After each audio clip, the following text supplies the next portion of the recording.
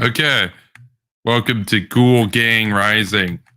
I'm your host, Kevin Castley. We got co-host Spooky Nukies here. Just going to bring the titles up. There we go.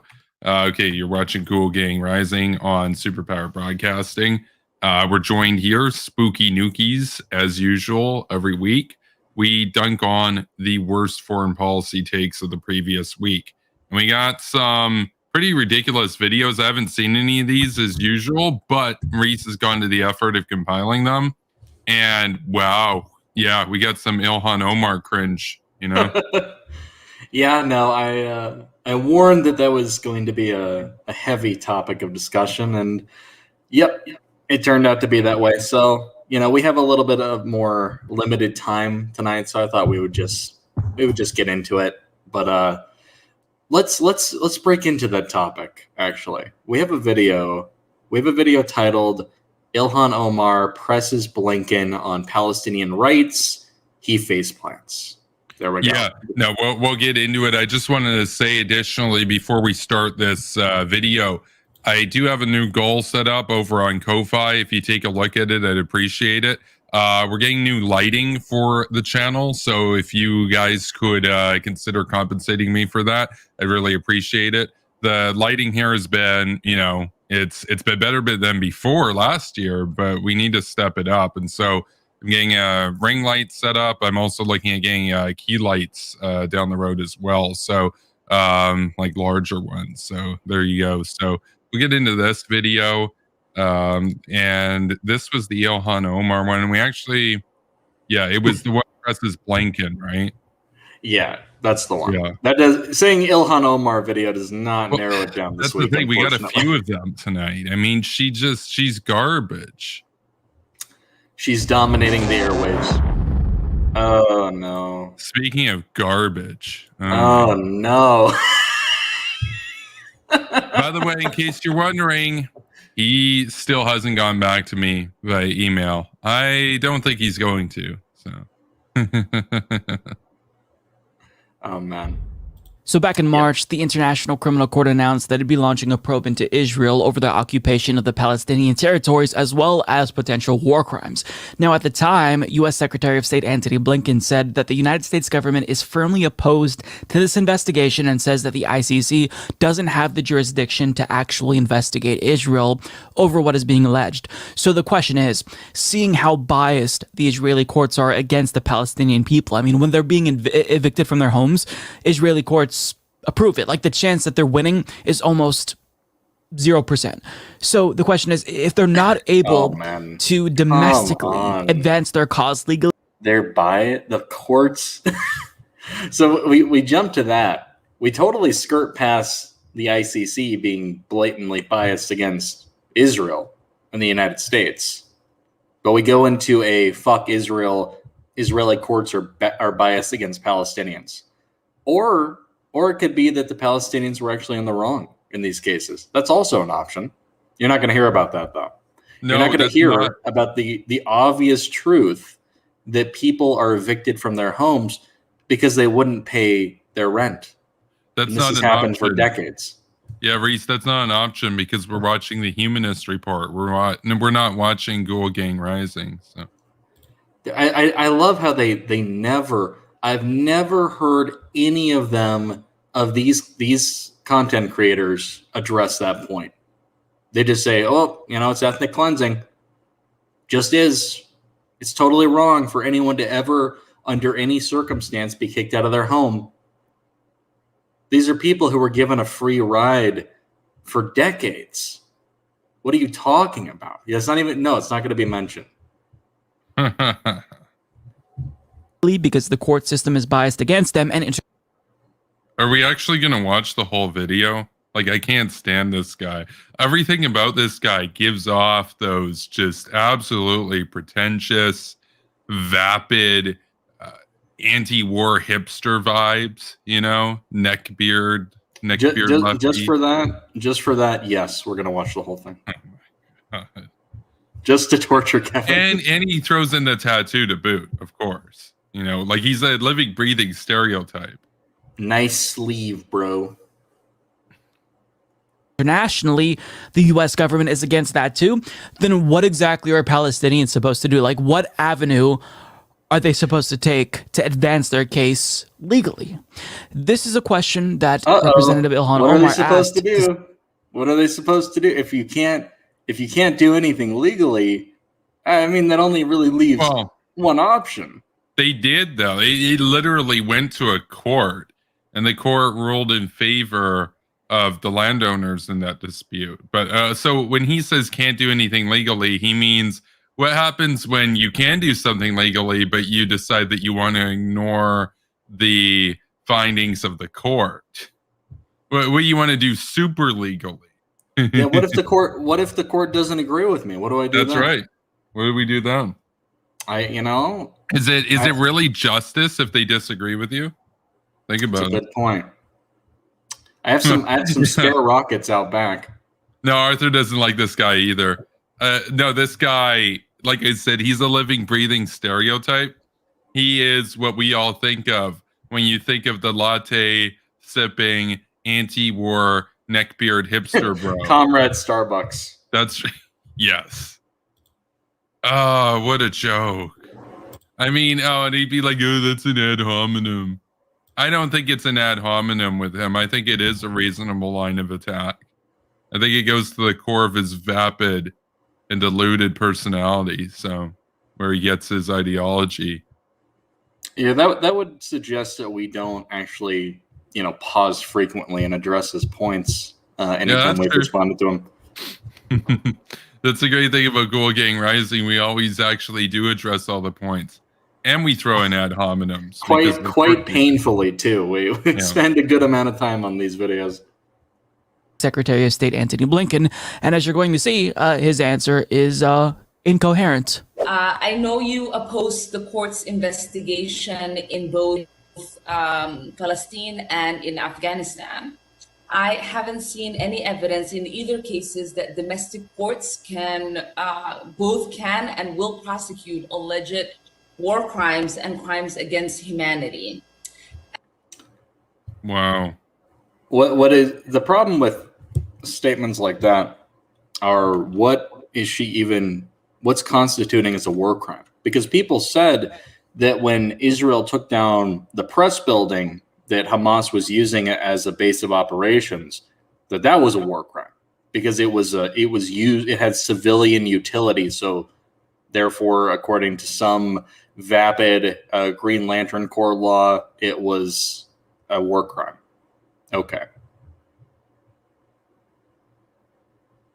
It's a war crime, man. No, she doesn't trust any courts to look into war crimes. So therefore, you got to fire off rockets and stuff, man. Got to kill civilians, man, because war crimes.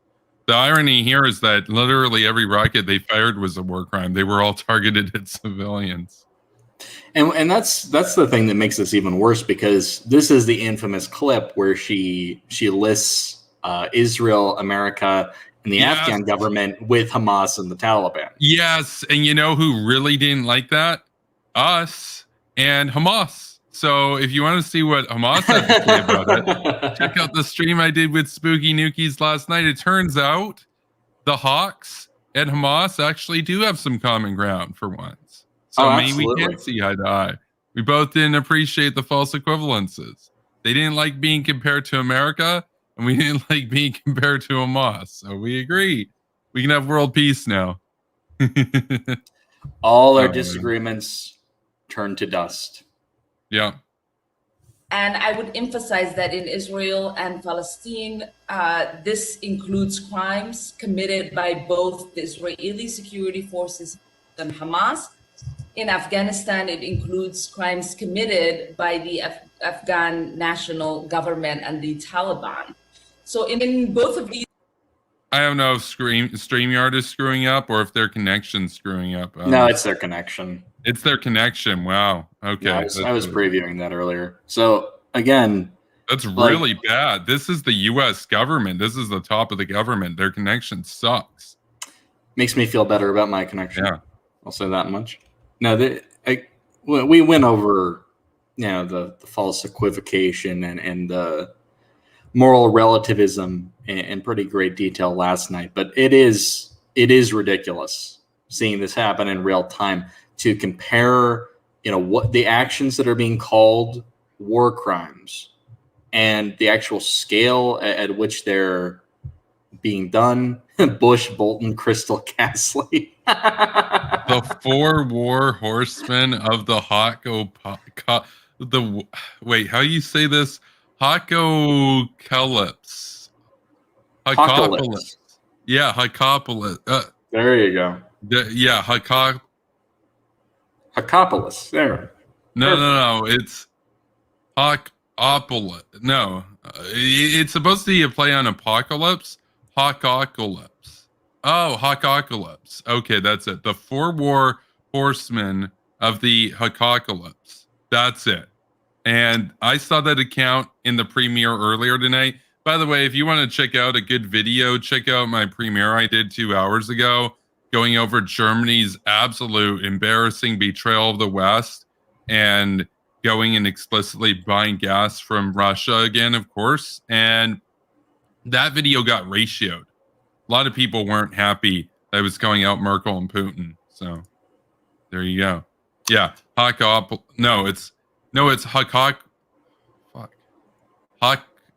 Yeah, yeah, I can't say that. It's supposed to be a play on apocalypse. Hakocalypse. Yeah, I guess that's it right there. Hawk-o-lips. No, that's not actually that. It's more complicated than that. It's Hawkopolis.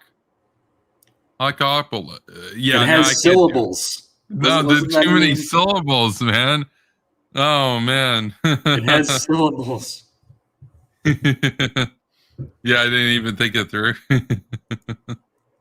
Okay. You tried, you made the picture. That's enough. Yeah, right. Ryan says, just came to say hi tonight. Gotta miss the stream, but stay based. You too, dude. Keep on rocking in the free world. These cases, if domestic courts can't or won't pursue justice, and we oppose the ICC, where do we think victims are supposed to go for justice? Rockets, I guess, right? Clearly, the answer is to go to the ICC because they have an amazing track record of actually holding people accountable. I mean, they're the real power in this world. Some people say the U.S., some people say China. Those are lies. The real power is the ICC, and their enemies fear them. And what justice mechanisms do you support for them? Thank you. First, let me just say at the outset that it is impossible not to be profound. Okay. Why does the richest country in history have this bad of an internet setup for their top branch? Like, that's weird. Look, a lot of other people were on Twitter, they were on Reddit. There wasn't enough bandwidth to go around, man. Did this take place in Wyoming? Yes, actually. Profoundly moved by not just the loss of life in the recent violence and conflict, but especially the children whose lives were lost. And we all have a tendency to throw statistics and numbers out there, but we were talking about boys and girls, Israelis and Palestinians, as well as men and women. And I think none of us, from whatever perspective we come, can lose sight of that. So that's one thing that's very important. Look, you know our views on the ICC and its jurisdiction. We continue to believe that absent a Security Council referral or absent the request by the state itself, that's not appropriate. I continue to believe that whether it is the United States or Israel, both of us have the means. Mr. Secretary, I do understand that point. I'm asking what mechanisms you. How dare you? How dare you give a long answer? He's so annoying, though. Like, look, here's the thing. I get it. This is dry. It's kind of boring. It's snoring and boring. That's what's going on. Snoring and boring. But you're not even going to let him finish. He's giving an answer. Now, he's kind of delivering it in a stilted way. I'll grant you that. He's not the greatest speaker of all time. But he's clearly walking on eggshells. He's like, well, oh no, here she comes again with her questions. He probably like fears it every week. Like, oh, what's Omar gonna say? Leave me alone. Let me do my job, woman. No, but she's not even gonna let him finish. Yeah, we get it. You're against the ICC. You think it's inappropriate. Yada yada yada. What about my justice, though? What about my justice? And keep in mind, the context that he's talking about here, we're talking about collateral damage caused by the IDF in response, retaliation to Hamas.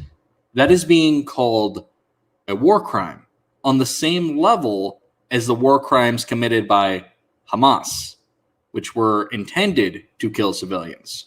These were necessary retaliations that were going out of their way to avoid as many civilian casualties as possible. And they're just being thrown in together. Yeah, those are the same.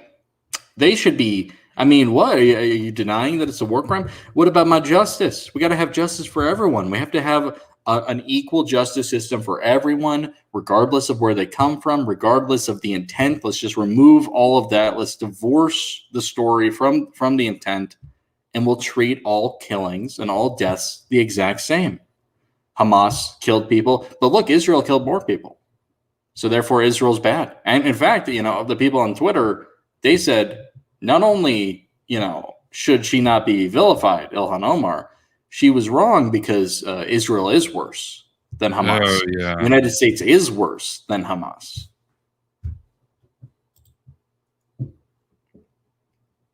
Okay, now StreamYard's screwing up. Okay.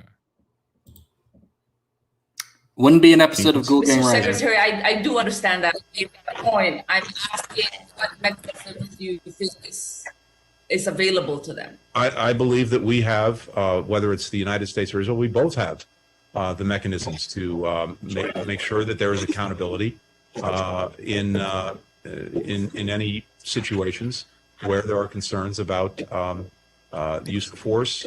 My concern. And That's right. I'm concerned. I mean, like, there's the answer you're looking for. She's asking, which is funny to me, because in one of her follow-up statements to all the controversy, she said, "No, I'm not. I wasn't, drawing a false equivocation between terrorist organizations and democracies." But it feels like something she just said. She didn't really fully understand that if you're a democracy, you're most likely going to have a system in place to address concerns like this.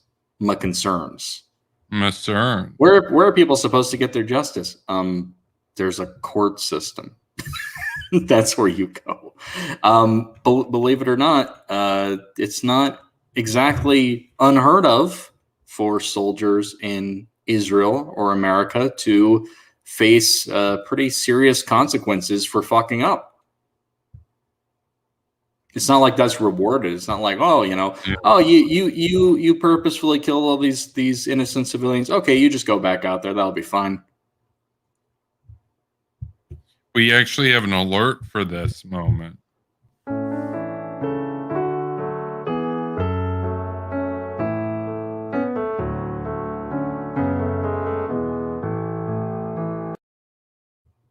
It's never not going to be funny. It's that smiley face too. It's great. Genius. A lot of concern. Yeah. It's like a Nightmare Fuel on Elm Street said. Lincoln ain't thinking. No, I mean he's really not. He's going through the motions. He's heard questions like this a million times, probably, and just like, oh, really? Again? Okay, I've got to be diplomatic about this, I guess. Yeah, Arthur says the U.S. Department of Concern sends its regards. They're concerned Human regards. etc. I believe that both of our democracies have that capacity, and we've demonstrated it, and we'll need to continue to demonstrate it going forward. That was an abysmal response. I'm sure that the Palestinian people are super relieved to hear that the answer to the alternative for the Israeli court system for them is just the Israeli court system. Oh, what's that? The Israeli court system isn't working for you? Well, just use the Israeli court system. Oh, okay. Thank you. Thank you so much for answering that for me. I was really confused about what to do, but that really clarified it. You know, you could always try. There's a couple things here you could try. You could try paying your rent. You could try not immediately going to violence. You could try not being anti-Semitic. These are some very useful life tips for disgruntled Palestinians who are not satisfied with the way the Israeli court is working for them. Those will help you immensely navigate this world. But no, we're not going to hear about that at all. We're going to hear that somehow it's not good enough and we need an alternative. They're going to try to spin this. I haven't even seen this full video. They're going to try to spin this. I can already tell toward, see, this system, it makes it so there's no choice but to join up with extremist groups. So really, if you think about it, we're the true progressives opposing extremism and violence because we want to create other avenues. It's not like we're downplaying it constantly. It's not like we're whitewashing it constantly. It's not like we're drawing up all manner of excuses and then dragging down democratic liberal institutions by comparing them, by listing them right alongside those organizations as if they're the same, as if there's no meaningful difference whatsoever. Just mention them in the same sentence and then play dumb. Oh, I wasn't doing that. I wasn't drawing a false equivalence. How could anyone think that? That's derangement. That's Omar derangement syndrome. Utterly ridiculous. What a joke. After me asking you, what can I do because the Israeli court system isn't working for me because it's biased against Palestinians, you say... Where's the proof that it's biased against Palestinians, by the way? Palestinians lost some cases, so therefore it's biased. Therefore it's biased. Gotcha. I mean, they didn't win. I guess that's the proof. Okay, cool. Just use the Israeli court system, idiot. Oh, well, why didn't they think about this? Do the Palestinians know that it's that easy? And like him at the beginning of that answer, prefacing his non-answer by saying, oh, well, you know, it's so devastating to see the lives that are being lost. Save it. Because as Israel is bombing Gaza, one of the most densely populated areas on the planet, you're giving them more bombs. You're defending them. You're giving. You don't. What a goofball! And look, he looks so serious there too. Save it. I don't need your apologies, Mr. Blinken. That'll be fine. No, here's the thing. It is a tragedy. It's a totally tragic situation. We'll separate this from the foreign policy and national security concerns for a second. It is extremely unfortunate that Palestinians are ruled by a ruthless terrorist organization who has no regards for them, who's happy, has no honor, are completely cowardly, and will hide among those people that they hold hostage and then provoke Israel and make it so that a retaliation is necessary. That is a very unfortunate and tragic situation. But let's not get lost in that. Let's not allow that to totally eclipse the real issues at play here. That of course the United States is going to help Israel. Of course the United States is going to help Israel replenish its armaments. Of course. What do you, because people were even upset, and I know we talked about this before, that the Iron Dome, a totally defensive system, was being replenished. That's a mask off moment right there. That's people telling you, I don't like that Israel defended itself. I don't like that Israel retaliated. And I want Israel, next time they're attacked, to not have a defense system. Because that really got in the way of Hamas's justified fight on behalf of the people last time.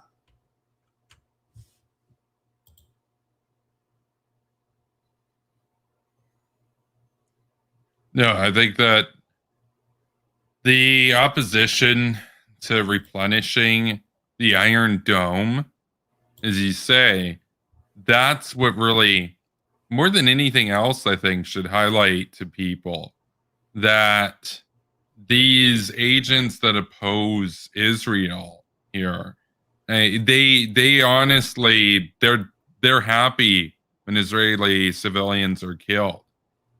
Iron Dome saved roughly 100 lives in the 11-day battle between Hamas and Israel last month. If it weren't for that system, you would have had well over 100 people that would have died, probably about 120 or so, 110 to 120. They were able to intercept about 90% of the incoming rockets from Israel, or from Gaza, rather. The people that oppose replenishing that are basically saying to you they want Israeli kids to die. That's what they're saying.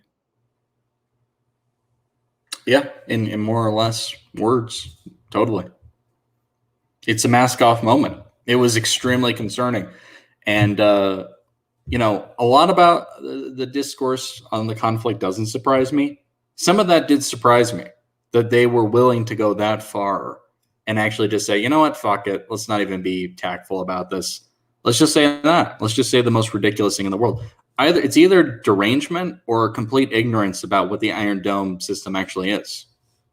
That too. They might think the Iron Dome is like some spooky thing that just kills Gazans, bro. It's also known as the child killer. That's right. Well, that's all of the Israeli Defense Forces, but we got Paul here. He says, I wonder what they would say if Israel dropped 4,000 bombs on Gaza. They'd be screaming from the rooftops. No, that's such a good point. They complain when Israel drops a couple hundred on Gaza and gives people the opportunity to get out beforehand. You want to talk about double standards? You want to talk about two-tiered standards? Israel is held to a significantly higher standard than any Palestinian resistance. Obviously. And you can say the same thing about the United States. There is this expectation in the fog of war for Israel and the United States, and really any U.S. ally, to be perfect, to never make any miscalculations, for there never to be any amount of collateral damage whatsoever. These are very impossible demands to meet. And we're not going to hear about that. We're not going to hear about the broader conflict. That is context that is really necessary toward, engaging in this conversation in an intellectually honest way. We're not going to hear about that at all. We're just going to hear about what Israel did, divorced from context. The headline is Israel killed kids, not understanding that Hamas actually killed kids. They killed their own kids because they were reckless and careless, and they're poorly trained. They don't care. There's no forethought in their attacks, really. And it was a conflict that had nothing to do with them to begin with. It was a conflict in East Jerusalem initially with the protesters. And Gaza decided to just kind of try to undermine that and roughly insert themselves into the mix. And we saw how well that went for them. We're not going to hear about that, though. And instead, we're going to see the headline, Israel kills kids. Now, understanding that those kids were tragic collateral damage. They were not meant to be killed. Kind of a big deal if you're going to take that to the court. Oh my God, why isn't this being prosecuted in the courts? What about my war crimes? We got to hold everyone accountable, right? Not understanding that that's not really a war crime at all. More war crimes, man. Yeah, that's clearly right on. That's clearly right up there, right up there with what Hamas was doing. Just put them right alongside each other. I'm sure they'll love that. Hamas loved it. They love the comparison.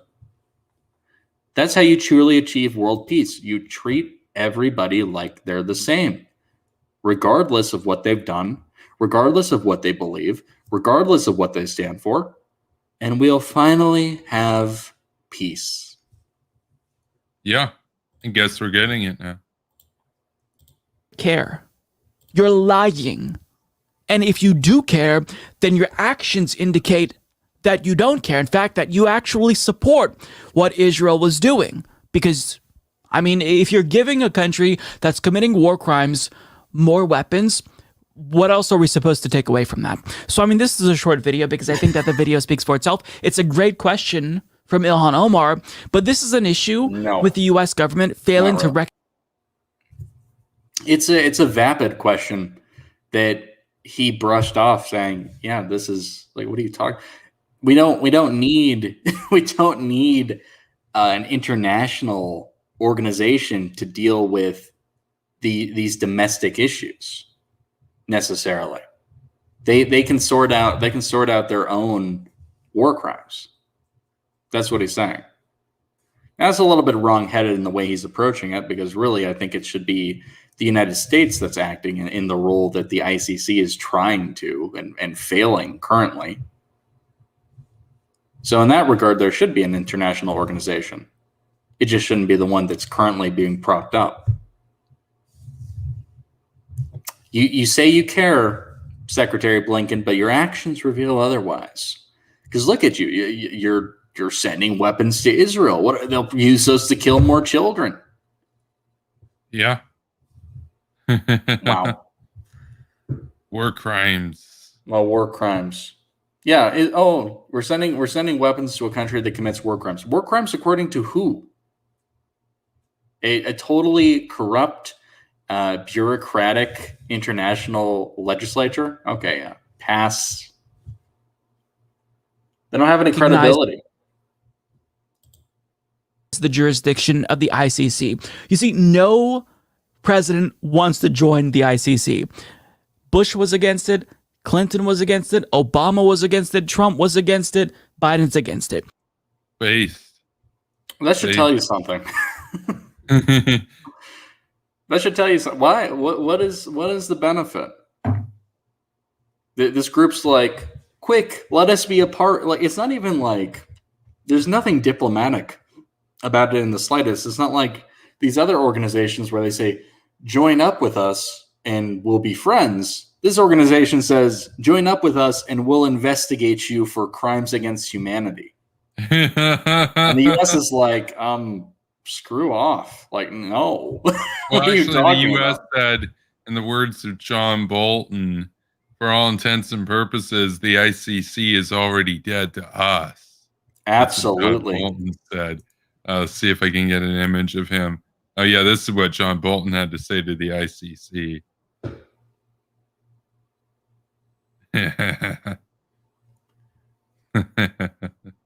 And then we got this guy. He doesn't like that. He wants the U.S. to be party to the ICC.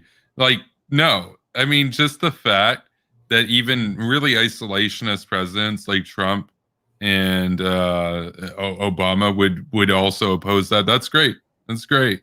So, I mean, yeah, Bush was against it, but so was Trump. It tells you that we're not too far gone, I suppose. I mean, there's still some level of pushback.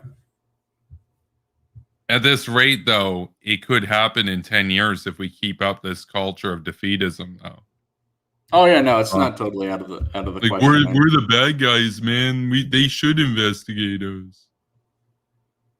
I'm sure it will be very fair, very unbiased, and the greatest part of it is even if they conducted an investigation and found us guilty, they don't actually have the power to enforce anything. Oh yeah, it's a charade. Yeah. It's like mock UN. It's nothing. There's a comment here from Arthur. Humanism is when you feel bad for Hamas. That's true, because his channel name is kind of similar to Secular Talk. You know how Secular Talk's the channel where we defend the terrorists and the Ayatollah? The Humanist Report is the channel where we defend Hamas. So, what a bunch of losers. So, very ironic names. Like, why not just rename their channels to like the Fifth Columns? That'd be better. That's taken, but you know, something like that. No. Why he should call himself Terrorist Sympathizer Report. That'd be good. Too many syllables. Yeah. The Terrorist Report. He'd be like, it's ironic, bro. The U.S. is the real terrorist. Oh. He could go with that. that's lame. That's too lame. I know. All right, we can do this. I firmly believe in our ability to make it through this nonsense.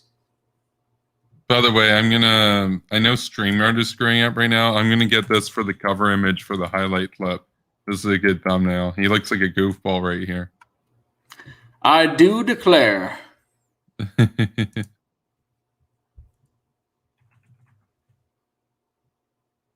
Okay. Oh, StreamYard's still being a problem. Okay. Trump was against it. Biden's against it. Now ask yourself, why do U.S. presidents so vociferously oppose our government joining the ICC and recognizing their jurisdiction? Well, it's because in the event we actually join the ICC, how many U.S. officials would be tried for war crimes? Henry Kissinger? Cheney? Trump? Come on.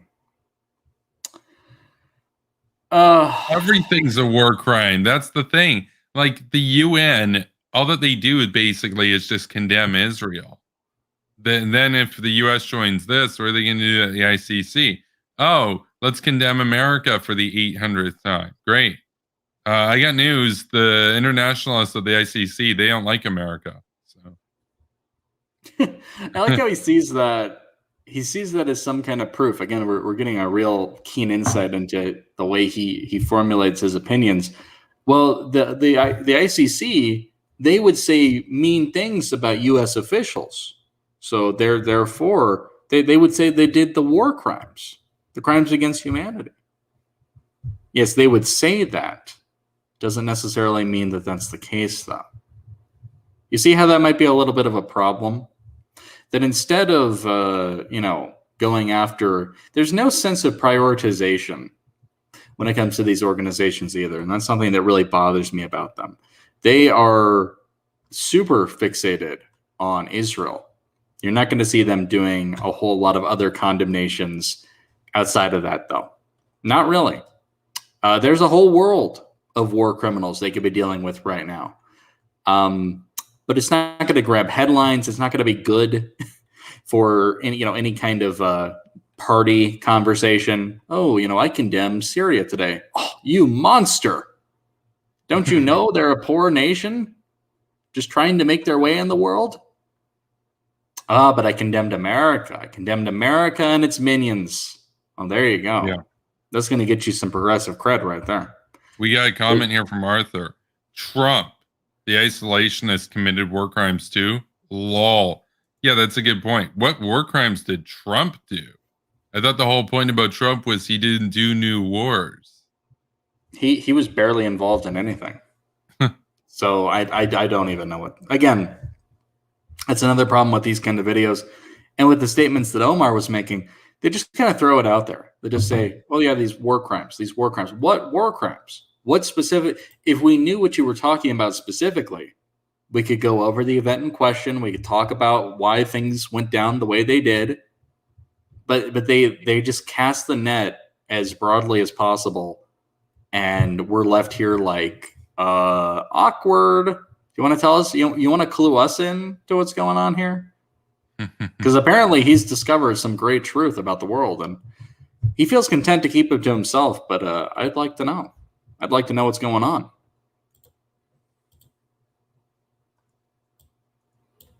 Bush, Obama. I mean, by agreeing to join the ICC, essentially presidents are, with Kissinger, you actually can have a point. in a way, opening them. Wait, what's that? He listed Kissinger first. He kind of has a point there, but Yeah. Again, it's going to be totally divorced from the context of when he actually was Secretary of State, and like really, this is nothing more than fear mongering spook material. Like, let me just list these names: Kissinger, Cheney, Bush, Trump, Obama, and his audience. They're just like, yeah, I heard you talk about those guys before. Those are the bad guys. I don't like them. Really, we're gonna compare the rest of those guys to Kissinger?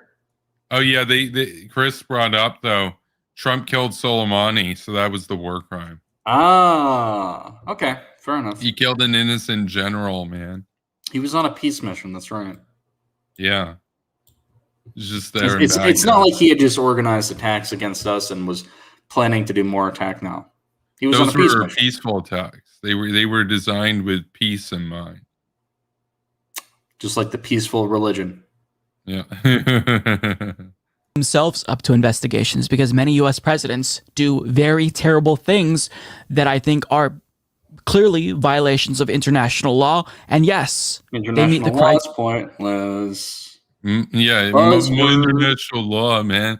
It They doesn't violated exist. international law. It literally doesn't exist. It's only as real as the enforcement mechanism behind it. So, Which is ironic because they're talking about the mechanisms of justice. Like, Yeah. don't you have something in place? And it's like, we have a great solution. We have the ICC, which is basically the mock UN of, international affairs and holding people accountable. Well,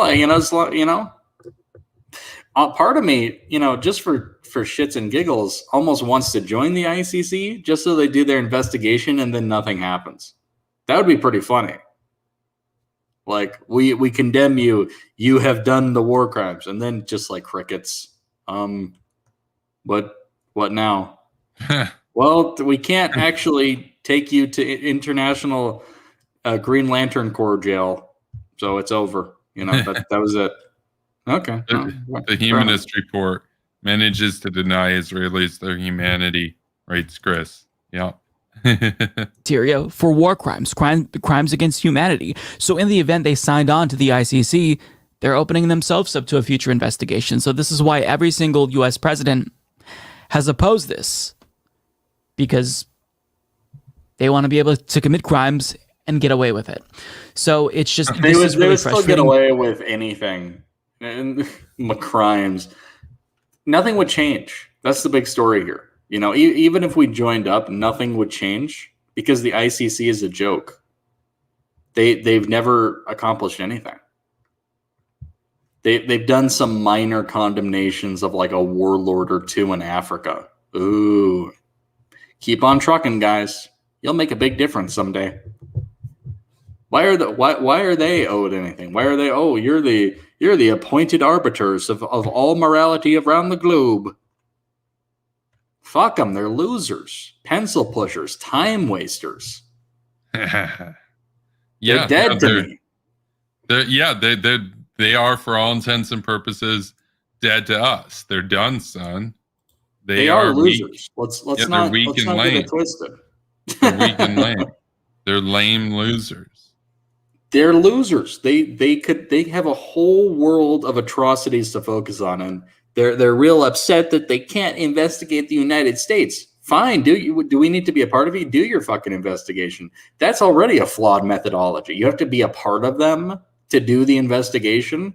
Do you really think a lot of the despots of the world are going to sign on with that if it was a legitimate organization? No, they've all signed on with it. They're all calling for the help of the ICC. Hamas calls for the help of the ICC because they know that the ICC is on their side. They're not worried about them. They're not worried about an investigation from the ICC. No one is. See, there's another point of common ground. America and the enemies of America are on the same page. So they're not worried about an investigation. The real problem here is if you join up with them, you legitimize what is essentially an asset to the enemies of freedom. That's the real problem here. That's why you don't want to join up with them. Even if you join up with them, yeah, no, their investigations is not going to do shit. Yeah. Just like none of their investigations really do shit. The real problem with joining up with them is legitimizing them, which is unacceptable given their track record. Exactly. We have no interest in legitimizing the ICC. So we're almost in the video. Let's hear the last of Mike's whimper.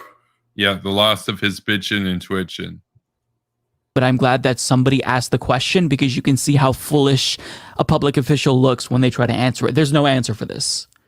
The answer is that he doesn't believe that Palestinians should have any avenue to pursue their cause, legally speaking. They're just supposed to shut up and take it.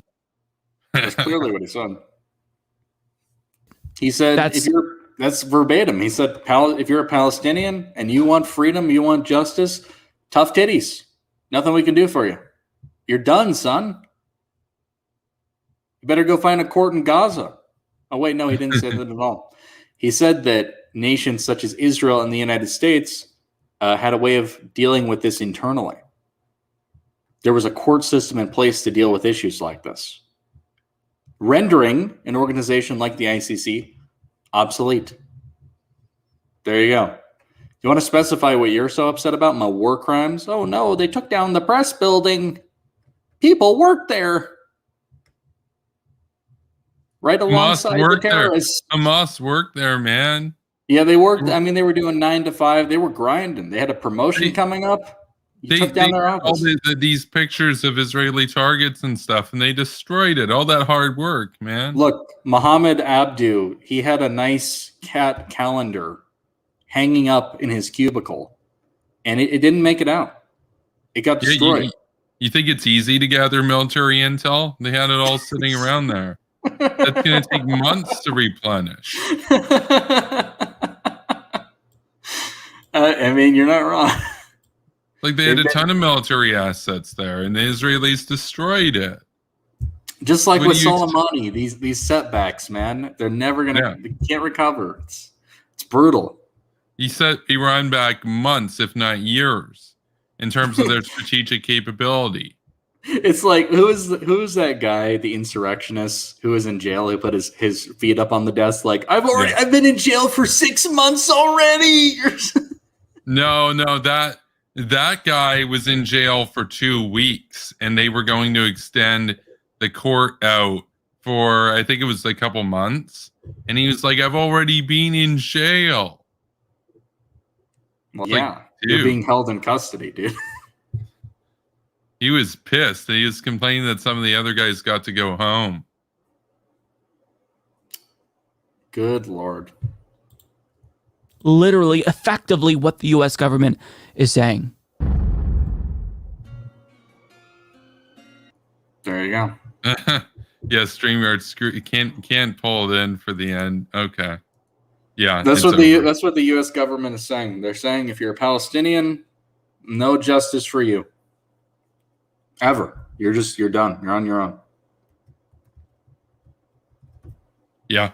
We can do another video and then we'll go to an intermission. So yeah, we'll do a short one. Actually, I had something in mind because this went well the last time we did it.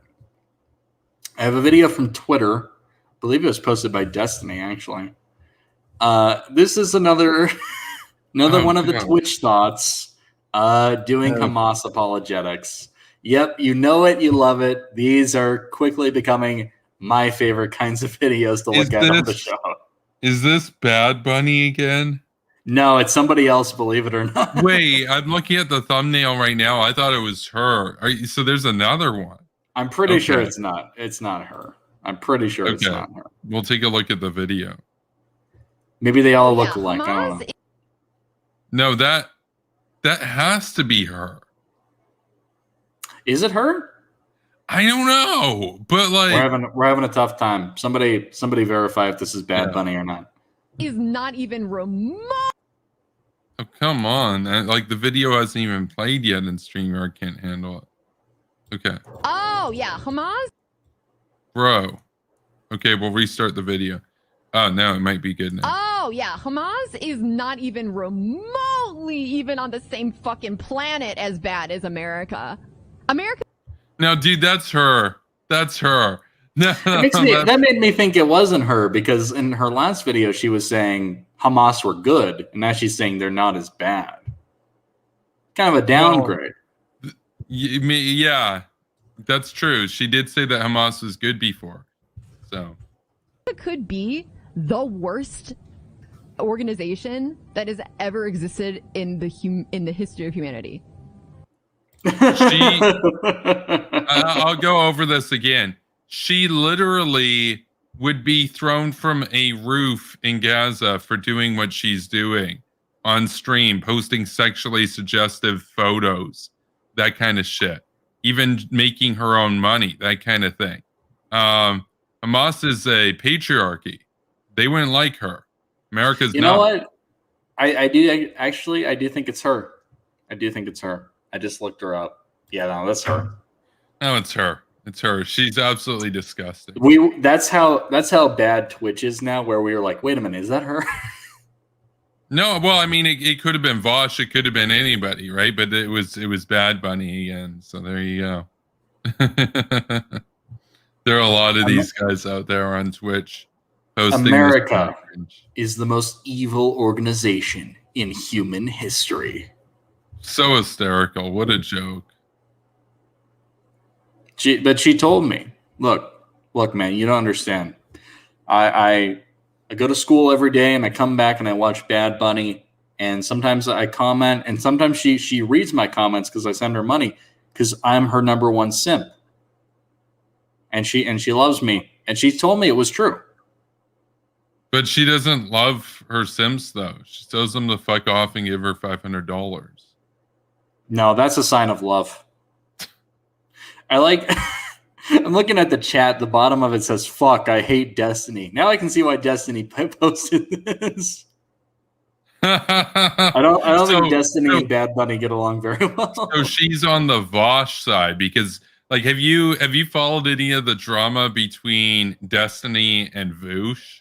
I know that they're competing to get to 400,000 subscribers. Yeah, no, they hate each other now. They were on a panel with they were on the same panel over on Prime K's over on Twitch. I was on Prime K's like a month ago. There were 15 people on that panel, but basically the panel devolved into Voosh and Destiny getting into it with each other. Voosh claimed that the 2000 election with Al Gore and George Bush, it was rigged, and he knew it was rigged because Jeb Bush was the governor. So the problem is that the ballots, the way that, and he's like, the ballots were horribly designed. They were the worst design, all this kind of stuff, except here's the problem. The ballot screw up that they're attributing that people voted the wrong way over was designed by a Democrat. And at one point, Destiny, I think it was Destiny, brought up, well, yeah, but what about, like, I forget the name of the person or whatever, but whoever was in charge of overseeing the case or whatever, and he's like, well, I don't know names or specifics or whatever, but like, and then he goes on and I was watching Dylan Burns' analysis of it, and it's like, dude, Vosh, and he was calling out Vosh for being conspiratorial. He's like, wait, so we're just gonna ignore anybody involved in the actual issue that you're talking about? And he said, he basically, Dylan compared it to, oh, like, no, I was talking about America, but like, I don't know who Obama is. I was just saying they did war crimes. It's like, who's Obama? That's irrelevant, man. Like, okay, whatever. No, Vosh is garbage, but so she's on Vosh's side in the whole Destiny thing. The thing is, I don't 100% know why Destiny and Vosh don't even get along anymore. I know it started back in the day over the Kyle Rittenhouse thing, but what, like, can somebody in the chat explain to me why they hate each other now? Because Vosh has said he's done with Destiny and Destiny's done with Vosh. They've, like, Vosh has canceled any mention of Destiny on his Reddit. You'll get banned, for example. So, yeah, I thought it was all related to that. Here's the thing: I don't keep up with any of this trash, man. I don't care about it. It really is low tier, low stamina. That line about the 2000 election is insane. It was rigged because Jeb Bush was the governor. Are you fucking kidding me? Well, that was Vosh's play, but here's the thing, and I pointed this out in the comments of Dylan's channel where he was going over this. I'm like, look, Vosh has a long record of throwing out conspiracy theories without any evidence to back them. So, you know, that's the thing with Vosh. But as far as the drama goes, I do keep up with the drama to some extent. Obviously, on this, I don't know the full details of it, but there's a chance the next panel I'm on, one of those guys or both those guys are going to be there. I'd like to be aware of the drama that's going on. So, you know, and that's that's a good call. I should keep up with it. To everybody else that's out there, if you're not like a content creator, it's probably not worth your time paying attention to. But I'd rather know than not know if I'm going to be on a panel with them, for example. So, good call. I did want to point out right before we got back into this that this is a good example. So what I was saying last night, Ilhan Omar, say what you will about her, is the most reasonable person in her movement. She's the face. That's right. She's the face you slap on. That's PR actually purposes. true. That's actually true. This Bad Bunny makes Ilhan Omar look like a hawk in comparison. You know, this is, you know, Ilhan Omar, she throws out her little dog whistle. She throws blood into the water. And this is the discourse that results. And this is what people are saying. What they're really saying, if you read between the lines, is if you draw these false equivocations, is actually, if you think about it, America's worse. Look at what America did. More people died because of America. No, it's ridiculous. No, it's ridiculous. But I want to point out something. Arthur was calling her a Voosh clone. Here's the thing that's actually pretty sad. She has twice as many followers as Voosh. She has almost 700,000 over on Twitch. There you go. Voosh on Twitch only has like 50,000, but he's got 353,000, I think it was, on YouTube. Him and Destiny have the same number of subs right now. The race is on. The race is on. Who's going to be the first to 400K? It's like, imagine this. Imagine like, I don't know, like some alien or something from the future comes down and says, spoiler alert, none of them make it to 400K. That would be amazing. Like imagine that. Like imagine, because drama's bad for sub growth. What if they never make it to 400K? What if they keep on making content and people realize that Voosh doesn't know what he's talking about, so they move on to like other people like Burns or whatever and stop watching him? And what if for Destiny, people realize that he has no real backbone or anything, so they start watching the Hawks? What if that happens? What if none of them make it to 400K? What if infinite growth is a myth? You know, I can't even speak. It's a myth. Yeah.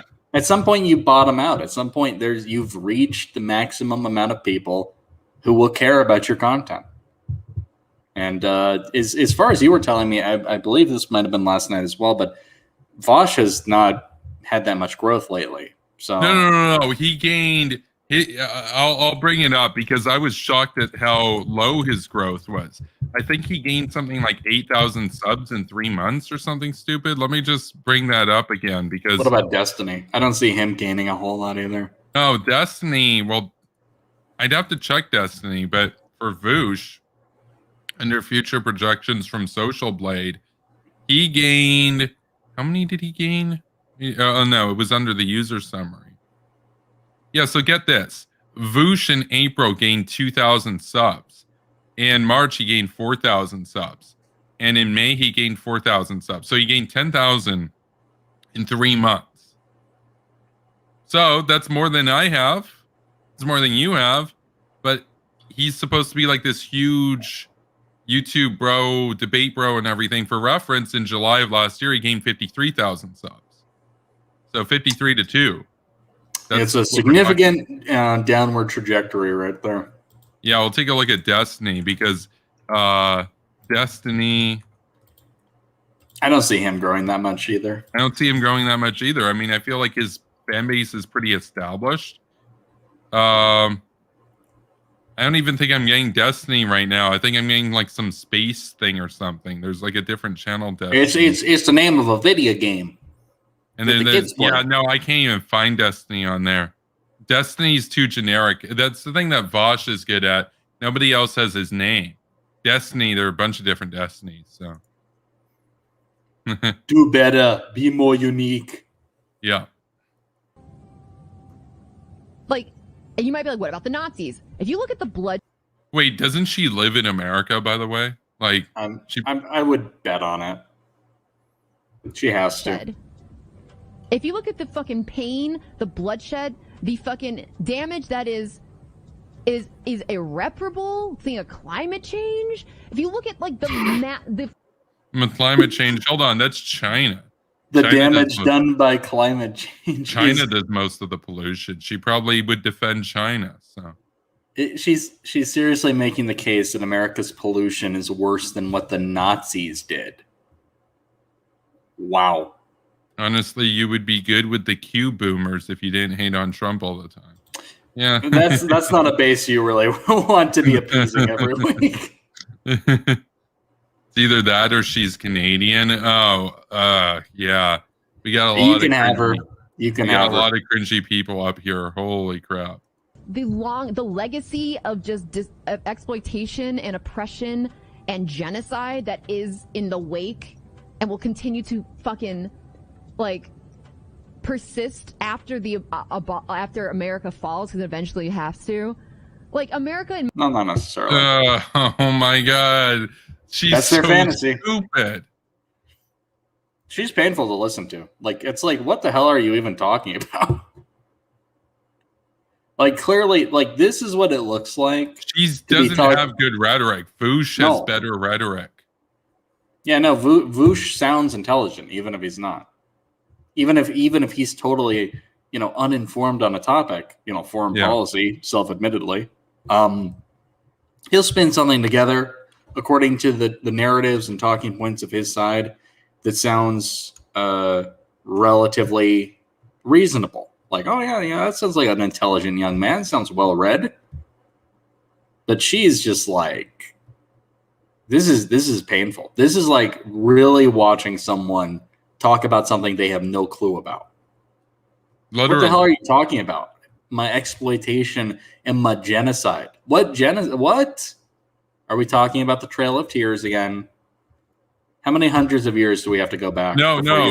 She's probably talking about the Iraq War. No, there you go. My opinion is like the worst fucking thing that's ever happened. like at least like it's so bad. It's not even remotely. Hamas is even remotely even on the same even. I can't even, man. Can't even. No, but she can't even with everything. I bet if we watched her talk on anything, economics, social policy, etc., she has no fucking idea what she's talking about. Her rhetoric, her skills with speaking are poor, to say the least. And she's been streaming for a long time, I believe, which is embarrassing. She's basically, you know who she reminds me of? You know who she reminds me of, Reece. Like, she reminds me of a successful version of Liz. You guys remember? No. That's true. You guys remember Nutso Liz, the person who was fumbling and mumbling, stuttering the whole time, just like that's like insane. It's like insane. You're talking about nukes. That's where we got You're spooky insane, Nukies from. Man. That's where we got spooky Nukies from, because Billy Bung was like nuke bad, nuke scary in the comments. She was spooked. It's like you're talking about nukes. I'm like, yeah, they have nukes. She's like, yeah, that's insane. It's insane. That's like insane. That's like how can you that's like, no, that's exactly it. I am 100% getting flashbacks to the Nutso Liz drama with this loser. Lame loser. Just for the sake of clarification, America is in fact not worse than Hamas, a ruthless Islamist terrorist organization, patriarchal, as you pointed out before, with a stated goal to wipe all Jews off the planet. We not to brag, but I think we're doing a little bit better than them.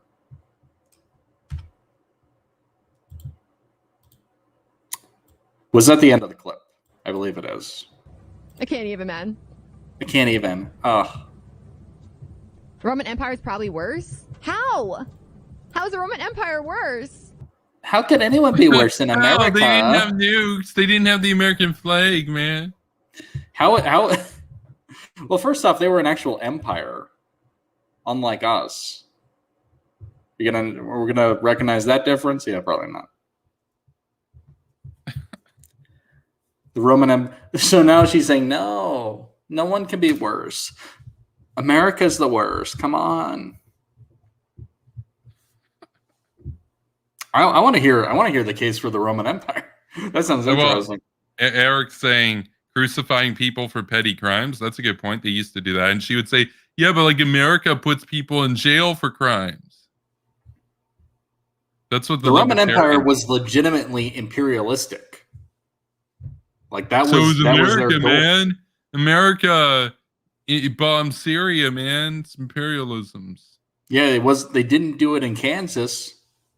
They didn't bomb Kansas. It must be imperialism. Yeah, rampant corruption. She would say, "Must citizens united, man."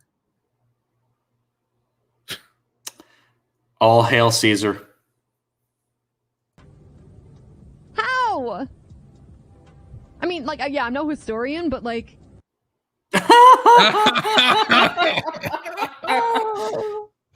What a perfect place to cut it off. That's no historian. I'm not like an expert or anything, okay, but like I'm just gonna like speak my mind on this very complex issue, like such as that wraps up most of Twitch. That's a perfect description of Twitch right there. How about you just stick to your video games and leave the foreign policy conversation to experts such as us? Not really. Yeah, the big kids. Absolutely. The big kids table is going to take over that conversation. Oh, I'm not a historian. No, my background was out for, I'm not sure how long. We have the background going. It was just blank before. Okay. It's all good. There we go. Okay. We can, we'll go to an intermission in like 5 minutes. Do we have any super short clips apart from that to get through? No, I think, let's just go to the intermission now. Okay. And, we got a new intermission. This is what Arthur made for us. So very enjoy nice. it.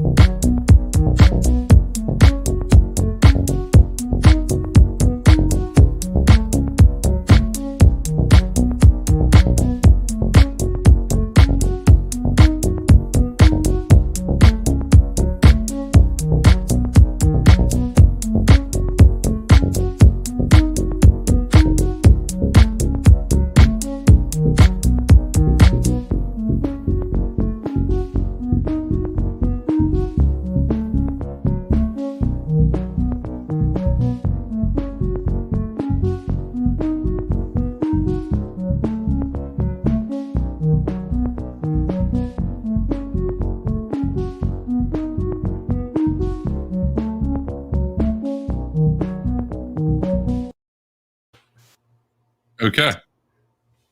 There we go. Very nice, Ankthor. Very Spooky appreciated. and scary. That's the great Ankthor in his submissions. And really, obviously, people watch the show, they're familiar with us, but really, Arthur is the glue that holds us together. He creates, he created my profile picture that I'm using here. He creates all our graphics, all our, intros and intermissions and anything of that sort. So the show would be a lot lesser if it weren't for Ankthor. Absolutely. Absolutely. Let's move on to the next video. So I got one that I thought you'd get a kick out of. This is a video from Russia Today. This video is titled, "Make America Hostile Again. Biden seemingly bringing back Cold War." Very spooky. Stream Notes hates us once more. Well, I mean, they also hate Russia, so that's cool. America is back. Back for what? And when did it ever leave whatever it is that it's coming back to or from is unclear. Very... just that background, like, ooh, numbers and equations and stuff. And like, who knows what those are, man? Who knows, man? I like how they always this is a Russia Today thing, and some other people will do it too. They're always like they don't understand, Now, granted, it's kind of a silly political slogan to be like America's back, because it doesn't really tell you a whole lot. But they're always so confused by it. They're like, "What do you mean? What do you mean you're back?" Oh, I'll clue you in. For 4 years, the world was kind of in a little bit of disarray because the United States seemed a lot more friendly toward its adversaries than longtime allies in terms of deals that it was cutting people in on. And so people are trying to turn the leaf on that to varying degrees of success. That's what's being talked about. But apparently that's a little too big brain for some people. Too big brain for small Kremlin brain. So at every point along the way, we're going to make it clear that the United States is back and democracies of the world are standing together to tackle the toughest challenges and issues that matter most to our future. That's unacceptable. Democracy sucks, bro. Yeah, we like fascism, man. That's, it's amazing to me. That's really what's going on behind the scenes. Like, Russia Today is America derangement syndrome manifested into reality. No matter what is said, they have to find a way to be anti-America. Of course. And that is the real ideological undercurrent that's going on here. It's democracy, liberal democracy versus fascism. This is a fascist news show funded by a fascist party that a lot of our idiots over here, useful idiots, are going to watch, and they're going to be like, "Ooh, yeah, that sounds right. There's things I don't like about my country. Maybe I should listen to you guys. You seem to have it figured out." Yeah, America's totally clueless. The worst thing ever. We all know Bad Bunny would probably watch Russia Today. So, she does. She has to. If she watches news, something tells me she doesn't even watch news. But I'm not a historian. I'm not like an expert, man, but like such as the chat's on point. I should have said, Biden's bringing back the Cold Warm. That's correct. Cold Warm 2, Electric Boogaloo, Cold Warm 2. Keep advocating for warm. Kyle Bott's Revenge. Beast. Well, that's good, certainly. Again, I can't remember them ever leaving, but if you're coming back to things you never left, then why the heck not sign things you've already signed? Our revitalized Atlantic Charter, building on the commitments and aspirations set out 80 years ago, affirms our ongoing commitment to sustaining our enduring values and defending them against new and old challenges. Yeah, man, what's the point? Democracy. What's the point? You already signed that. What's the point of reiterating something you already signed? What's the point? I mean, hell, we have like annual remembrances for tragedies or anything of that sort. Why? We already did it once. What's the point of doing things over and over again? I mean, shouldn't something that you signed 80 years ago, like, yeah, we totally, 80 years on, nothing changed. Still stand by it. Yeah. No, this is garbage. This is just, we're against America, no matter what they do. We don't like. We're going to pretend like, oh, that's no big deal. The democracies of the world are standing together. That's no big deal. We're not concerned about that at all. That doesn't upset our narrative at all. Actually, it does a lot. Actually, it's kind of a big deal. The real problem there, though, is as Kevin's covered in other videos, not all the democracies are fully on board with us. Some of them are actually down with Russia. Some of them are down with China. They haven't gotten the memo.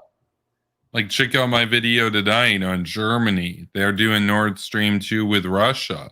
They're not interested in nuclear energy. They want gas from Russia. They want fossil fuels from Russia. So, how outdated, how uncivilized. The Germans, the fatherland, they need to get on board. This is the utility of the United States actually taking charge and leading that charge and providing a legitimate alternative to the fascistic regimes of the world and saying, hey, in order to make a quick buck, because apparently that's all some people care about, you don't need to team up with those guys. You should team up with us. We know what's going on. Let's get to talk about NATO. Defending trade, which America and Britain have done admirably, if a tad violently, but that's not all. They will now seek to combat cyber threats, climate change, and the pandemic. There's so much to do, and what better way to start than with cheesy jokes? I told the Prime Minister we have something in common. We both married way above our station. I'm not going to dissent from that one. I'm not going to disagree with the president, or indeed on anything else. Perhaps what may be construed. Oh, come on! Jokes are spooky, man. That was Russophobic, man. What a stupid thing to include in the video. No, this is like Russia Today is garbage tier too. Like, just their propaganda is so basal and bottom of the barrel anyway, right? So yeah, jokes bad, jokes spooky. They throw in anything. Like I saw that clip trending on Twitter, obviously, because Twitter sucks. And people were like, "Oh my god, this is problematic" or something. Like, shut up. But like, if Putin did that, they'd be saying, "Yeah, he's based in Chad. He owned the SJW libs in America." They do those kinds of videos all the time with Putin making small talk, and they're like, "Ha, Yankees owned." He's just like a normal guy. He's just like you and me. Yeah, he's a cool dude. No, and they do that in these kinds of videos all the time, where they'll cut to a clip, a totally unrelated clip that has nothing to do really with what they were talking about, just to have it and just to be. I guess it's all done in an effort to portray the United States and the United Kingdom as pantomimes. Oh, look at this! Yeah. They're a clown show. Look at they're ruled by these weak-willed, effeminate men who don't think that they deserve their wives. Look at them. Look how weak they are. Not understanding that was a joke. Not understanding that that's just something people say. It's something it's a little something called chivalry. I know that's kind of not a thing anymore, especially in Russia. But there you go. Oh yeah, and that too. I mean, it's funny because the aestheticized version of Russia that they'll offer Westerners is this rose-eyed glasses view of traditionalism, where it's like, oh, you're upset because you're single and you're a loser in America. Well, the Russians can offer you the trad lifestyle, where you get married, have a housewife, and have a bunch of kids together, and that kind of thing. That's what they try to sell you on, and it's almost got this sort of pastoral, kind of old school aesthetic to it. Here's the reality of Russia. In Russia, if a husband beats his wife, it's not something that she can call the cops for. So spousal abuse is a huge issue over there, and the alcoholism is a huge issue. So all the women get beat up, and all the guys drink themselves to death, and everybody left standing does cheap drugs, like crocodile. Great, lovely. And then 3,000 families take literally all the gains of that country's economic output for 30 years. What does that mean? It means that in 1989, a typical person in Russia makes the same amount of money in real dollars as they do today. They haven't gained anything in 30 years, over 30 years. Where'd all the money go? Oh, that's right. It went to 3,000 families, the oligarchs. Ah, lovely. And well, the let's talk about plurality the of that US. went to Putin. He's a trillionaire. So Let's talk about the U.S. and its income inequality, though. Oh You yeah, know the the U.S. story has on that. billionaires too. The U.S. has like Elon Musk. He's from South Africa. It's real spooky. Oh yeah, that's spooky and scary and all that stuff. Yeah. New is that Biden seems hell-bent on returning us all to the Yeah, no, I'm just imagining if they were to cover this show, they would just say, "Oh, look, all they do is make jokes. Jokes bad. They're not These serious." men are not to be taken seriously. They joked. They did They a funny. Yeah, they did a no. They made a joke. Oh. glory days of the Cold War and his youth. I've been Oh. clear. Ooh, that was scary. They had a picture of him from the 70s, and it was With his black and 70s white hair. to look spooky. That's all it is for him. It's nostalgia. He's like, that's what Joe Biden's thinking. He's like, you know what? When I was a kid, there was a Cold War. Why can't there be a Cold War now? Like, there's things you miss from your childhood. You think back, there's shows you like, there's places you like to go. Joe Biden's thinking, what about my Cold War though?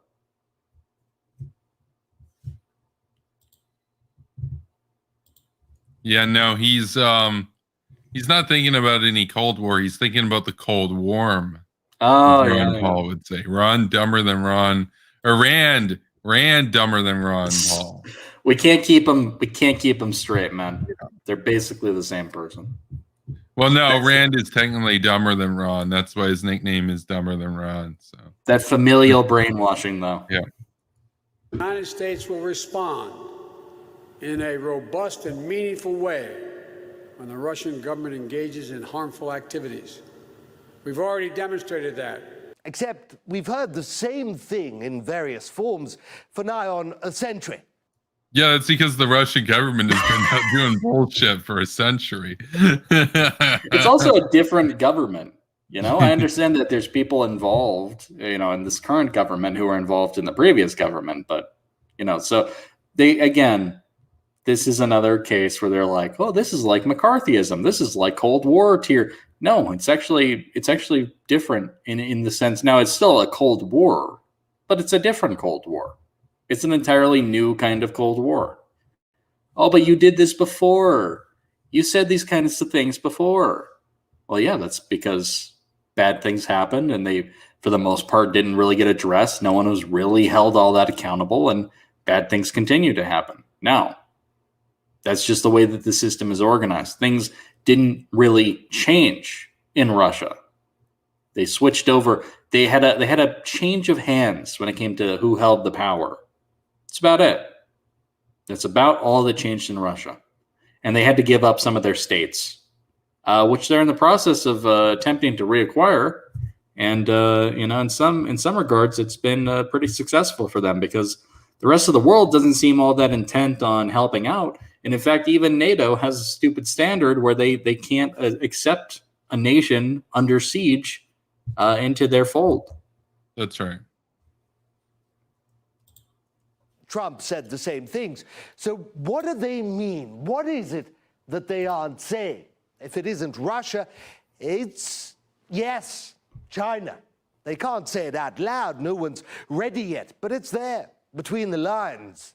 We will focus on ensuring that market democracies, not China or anyone else, write the 21st century rules around trade and technology, and we will continue to pursue the goal of a Europe whole, free, and at peace. Biden You know, wants there's to an resurrect interesting bit. an old monster. There's an interesting bit of common ground too, because obviously we've talked about people not being cognizant enough of the threat that China poses, but it's simply incorrect to be like they won't even name them. What are you talking about? This administration alone has spoken extensively about China, and they've only been in power for 6 months. What are you talking about? Oh, they're the the whisper in the room. No one can mention them. They're Voldemort. No, people talk about China all the time.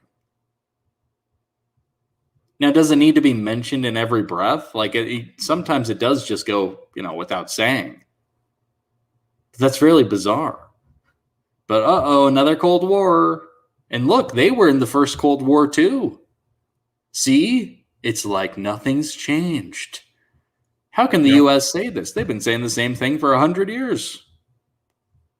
Even though the Cold War didn't start 100 years ago. With vast standing armies, with vast military spending, a vast bloc to crush the competition.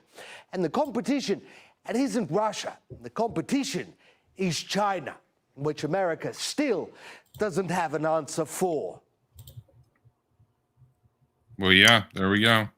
Dun, dun, dun. The Cold War continues. Sorry, the Cold Warm. Warm.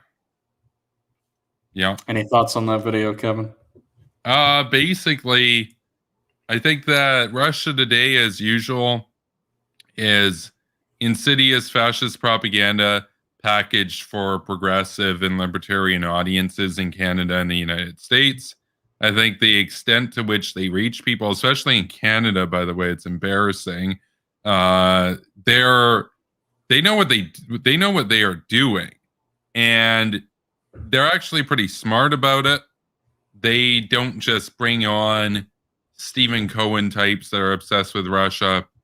They'll bring on Green Party figures, libertarian figures, people that say, people that might not even be able to name the capital of Russia, and yet those still go and bat for them. And it's a smart divide and conquer strategy. It gives them the plausible deniability that when people accuse them of being a fascist network, they'll say, what do you mean? We have progressives on all the time, for example. So, yeah, useful idiots, assets That's for right. fascists. Yeah. Enablers of fascism. It doesn't matter what their own personal politics are. They're tools. And they're all clueless to what's actually happening. But it does work. And I can see the appeal for those people. I really can. I can, it's the proof is in the pudding. But these are the kinds of attacks that we're going to have to endure if there's any kind of pushback, even as meek as the current administration has been on Russia, on China, any kind of pushback. Oh my God, McCarthyism. Oh my God, my Cold War. Well, it is a Cold War. Yeah. But we've been brainwashed for decades into thinking that having a Cold War last time was bad, that somehow we were in the wrong, and it was a waste, and it could have been avoided. It could have been avoided if you just held hands and were friends and just let communism take over the earth and oppress everyone. There would have been no war. It just would have been the great communist revolution at that point. And they've gotten a lot more sophisticated in their methodology when it comes to conducting a Cold War. Because last time around, they didn't have the media connections they do today. And we're going to see how that plays out. And not going so well. Not going so well for a certain subset of our populations, that being Canada and the U.S. The losers, specifically. We'll name them. We'll at least give them that. Anyway. Well, let's move on to the next video. Okay. Look, Kevin, I think it's time that we actually put out another concerned. Another. Are we going with a concern notice. alert or a bootlicker alert? I think this is going to be a concerned alert. Okay.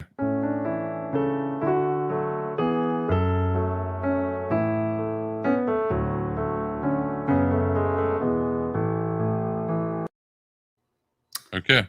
The title of this video, and this is going to be a double appearance for this man, is Blinken, Iran nuclear program galloping forward. An immediate challenge, which is that, to your point, Iran's nuclear. He shows No, up. it's StreamYard. It's StreamYard. The concerned man. Yeah, I'm like, wait, are they having internet problems again with Blinken? No, it's our end this time. Okay. We have an immediate challenge, which is that, to your point, Iran's nuclear program is galloping forward. It is enriching at higher levels, 20%, even 60% in small cases. It's using more advanced centrifuges. The breakout time that the agreement established, an agreement that on its terms was working, is verified by our intelligence folks as well as the international experts. Oh my God, the breakout time, even under the deal, even if they followed the deal to a T, was 20 years to get nukes. The idea that it prevented them from ever getting nukes is insane. Talk to Daniel Boardman. I mean, oh my God. Wait, did Blinken actually read the terms of the deal? Like, he had to, right?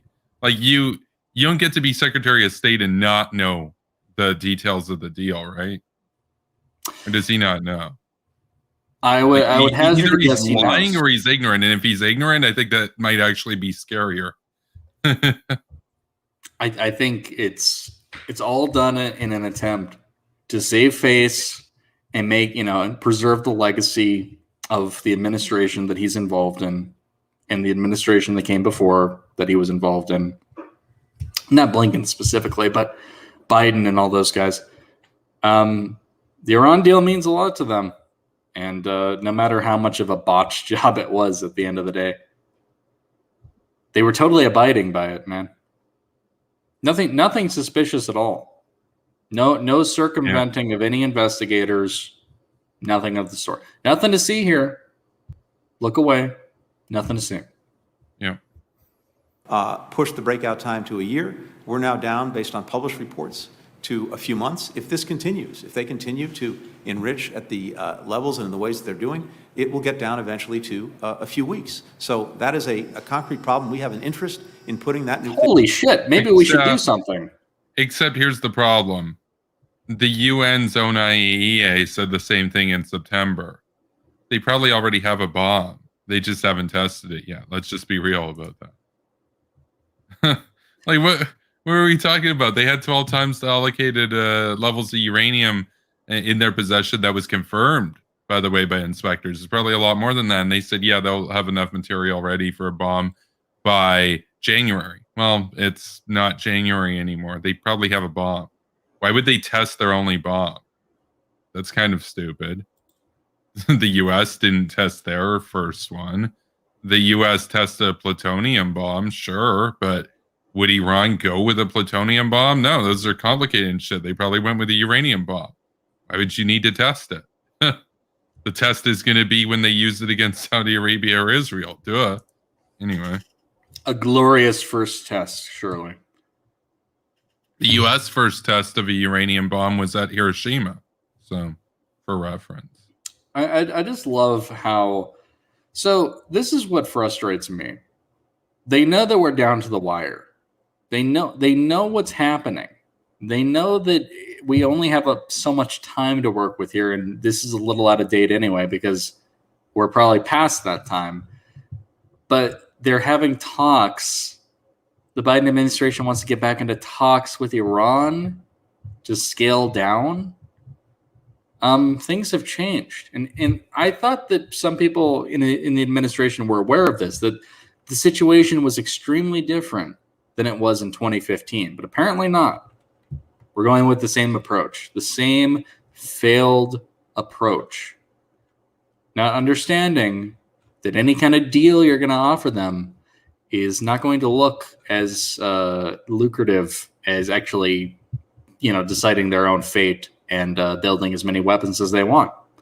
And if you're going to be that, that meek and non-committal about it, they're not going to have any reason to actually fear you. They're not going to fear reprisal. What are you going to do? Wag some fingers at them? Oh, you scoundrels, you come back here with that bomb. There's nothing to fear. There's nothing to fear. Look at this. In real time, we're watching the United States become the ICC. Nothing to fear. What are the consequences? What are the legitimate consequences if they have the bomb? What happens? The U.S. will say some mean thing. Don't make me call you up and organize negotiations. We're the first to negotiate. The U.S. will negotiate meaner. That's what'll happen. We'll use some we'll use some gamer words in our next round of negotiations. They use gamer words at the negotiation table. That's when you know it's for reals. Yeah, for realsies. Problem back in the box, because an Iran with a nuclear weapon or with the ability to produce fissile material on very short notice to get one is an Iran that's going to be an even worse actor. One of the biggest problems I had was the tremendous amount of cash that was given to the Iranians. There's no doubt in my mind that part of that cash wound up paying for the munitions that were dropped on Israel in recent days. There's no doubt in my mind that part of that cash was paid to arm the Houthis in order to continue their attack. Well, of course, that's what they spend all of their money on. Like, there's a reason they're a poor country despite having a ton of oil wealth. It all goes to the war machine. So, same with Syria. Mm-hmm. There was a story that broke today about. I'll try to find it, but it was something to do with Syria's ridiculously excessive taxes on their war-battered people. And it's just like, Jesus Christ, man. You couldn't make this up. You couldn't make up a world this evil, man. People have tried for decades. People have tried to write fantasy and revolving around dystopian worlds. Nothing compares to what we're dealing with in the here and now. Nothing. You have nothing. You have nothing. You have no substantive economy. I'll try to find it.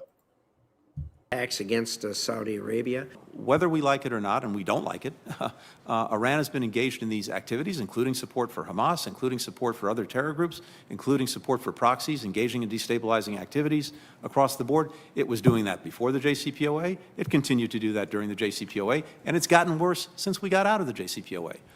The magnitude of their... Serious?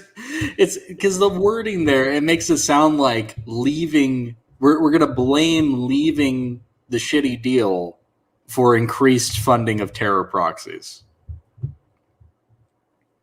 I mean, that's just what they did, man. It was their way of fighting back. It's all they knew how to do. So see, this is why you have to go to the table with them. This is why you have to negotiate with them. They're going to fund terrorists no matter what. But if you're not in a deal with them, they'll fund them more. It's kind of like the whole Turkey thing. Well, if you kick them out of NATO, then they'll work with Russia. It's like they're already working with Russia. That's why we want to kick them out of NATO. Warhammer 40K would disagree with Reece. Yeah, no, you're right. That's more dystopian. That's true. That's when the future is dictated by legitimate imperialist fascistic regimes. That's a good point. Enrichment, enriching more at higher levels. Is putting it in a position where the breakout time is inexorably getting down from a year to months to eventually weeks. Except they probably already have nukes. Like, come on, whatever. Anyway, there's Tony Blinken. There we go. The headline I was looking at, it was from The Guardian, revealed Syrians pay taxes to rebuild after war, but see little benefit.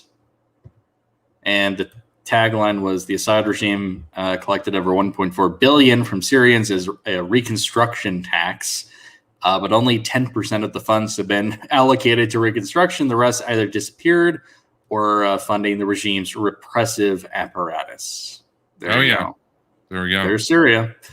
And very similar to what Iran does. You know, it's basically the governments are a black hole of funds that go toward not potholes, but actually the munitions to create potholes. Yep. Amazingly enough. Well, we can move on to the next video. What did you want to cover? You know, okay. There's a video.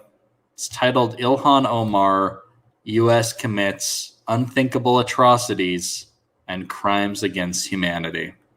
And I think that we've avoided our fate long enough, Kevin. I think we're going to have to issue another alert. Yeah.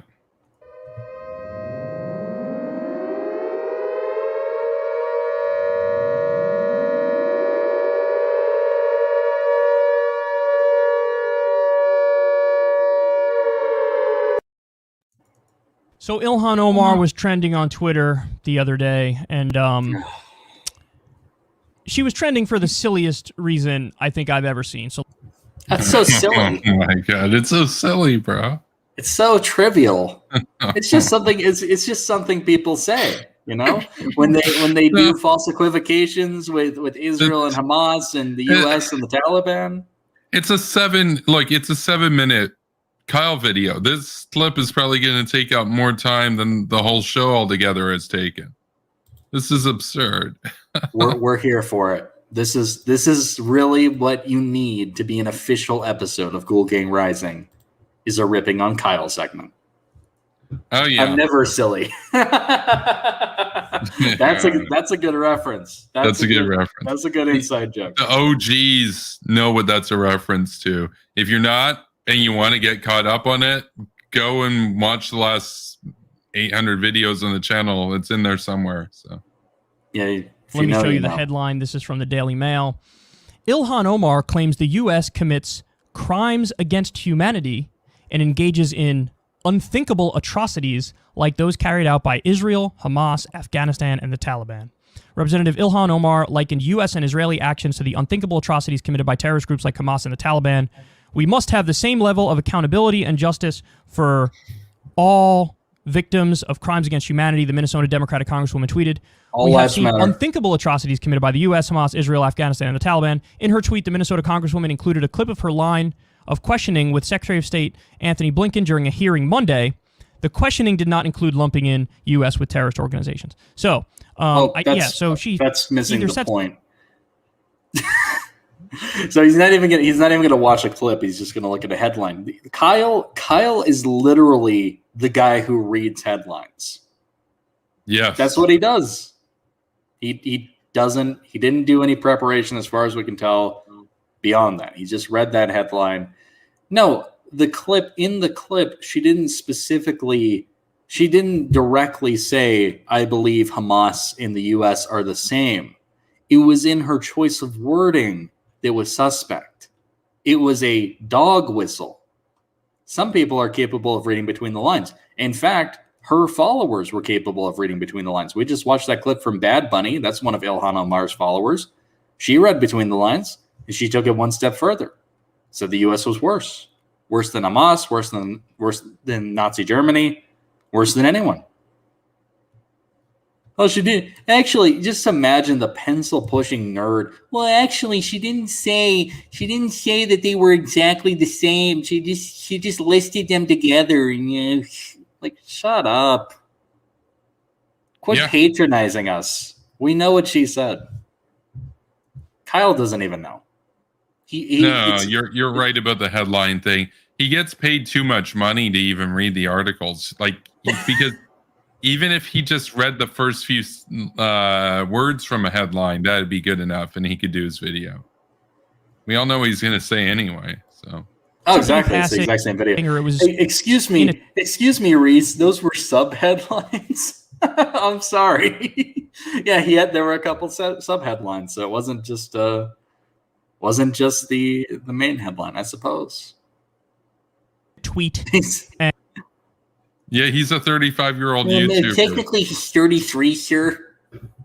Yeah, well, I'm 40, so there you go. No one knows anyone's real age at this point. Yep. And this is what the right is melting down over. Again, the right. The claim is... fuck off. Really? Well, yeah, this you're right. The right is melting down over. Right-wing Reece. That's what you are. Basically, unless you were a crazy progressive, everybody took issue with what she said. Well, no, you got the libertarians in the back just being like, no, we're not progressive, and we agree with Ilhan Omar. Oh, there you go. No, well, let's still defend her. Even the alt-righters would be like, yeah, she's got a point. She spoke Yeah. against the Jews. I was talking with a libertarian today, for example, and I asked him, well, were there any justified wars by America? And he said, well, the War of Independence and the Civil War to rid slavery. And I'm like, oh, that's interesting, because usually the go-to is World War II was the justified war. And he's like, no, that wasn't justified. So he argued that it was America's fault for cutting off Japan on oil. So they had to attack. Yeah. How dare America not economically enable the imperial state? That's crazy, dude. So, but he wasn't no progressive. He wasn't no progressive. So it's not just the progressives. No, there's a lot of stupid to go around. But Kyle, he's one of these TYT hacks who they're always going on about my right wing. Oh, the right winger said this. The right wing is melting down. Yeah. I'm not right wing, and I thought what she said was fucking terrible. Yeah, well, no, you're right to Omen Reece. You're right wing. Oh, yeah. Right wing, Wyoming Reece. The true right wing. Yeah. Yeah, you're not just right wing. You're like Wyoming right wing. It's like more right wing than right wing. Redneck right wing. That's right. There you go. The U.S. has committed Cheney crimes against right humanity, and yeah, that's Cheney country. Man, you come around these parts, this Cheney country. He'll shoot you, dude. Honestly, you come around here, you're going to find a lot of people who don't like the Cheneys anymore. Yeah. That's going to be a lot of what you hear. Oh, man. the U.S. engages in, quote, unthinkable atrocities. And then the comparison is like those of Hamas, Taliban, Afghanistan, Israel, so on and so forth. So, again, He's she so trended dumb. over. He doesn't, like, this is amazing to me. He's doing a video on this. He doesn't even know the context in which those things were said. So how can he have a meaningful analysis of it? He's just going by the headline and the subheadlines. How about you watch the fucking video that we watched? And we saw a clip of it on here, but I've seen the full video. How about you do that before you fucking open your mouth? Nope. Well, he would say it's dry and boring and it takes too long. Takes a long time. Takes too long. I need to film now. Got to turn on the green lights. Why green? Can somebody just ask him why green?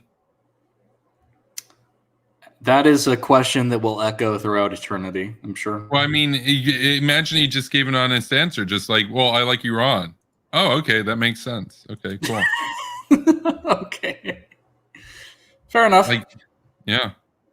This on Twitter. And it was nonstop right-wingers saying she hates America and she's anti-American, yada, yada. So she responded and said, I love all the pearl clutching that the right wing does whenever I talk about justice for victims of the atrocities of the U.S. or our allies, but twist themselves into a pretzel defending Trump, calling our country a country of, quote, a lot of killers. Miss me with your faux outrage. Hold on. So the thing... Wow. Thanks. Okay, so you found some people who are hypocritical, who are dumb, who cheerleaded on Trump, where he did false equivocations. He's about to get into that when it comes to Trump. Just another chance to talk about Trump. So yeah, but that's Ilhan Omar's response. Okay, so here's the problem. So you would have had some right wingers who were upset at what she said. It might not even been entirely legitimate. They were just upset because she's a Democrat and they don't like her. And she's part of the squad, the fraud squad. And they defended Trump. So they don't really have a lot of legs to stand on. It's very easy to respond to those people. How about you respond to someone like me, who was against what she said and was against what Trump said? Oh, it's a little bit more difficult. You can't just be like, oh, that's funny. Look at the pearl clutching, but you look at what your boy Trump said, because he's not my boy. See the problem there? He's starting to see the problem. But this is what they go to. Oh, look at these Trump people. They're so offended about what I said. Look at what Trump said. Shouldn't she be on my team? That's her response. That's her response. It wasn't just fucking Trump people who were upset at her. Her own goddamn party condemned her. But let's talk about Trump. Let's talk about Trump and QAnon and his people. Irrelevant.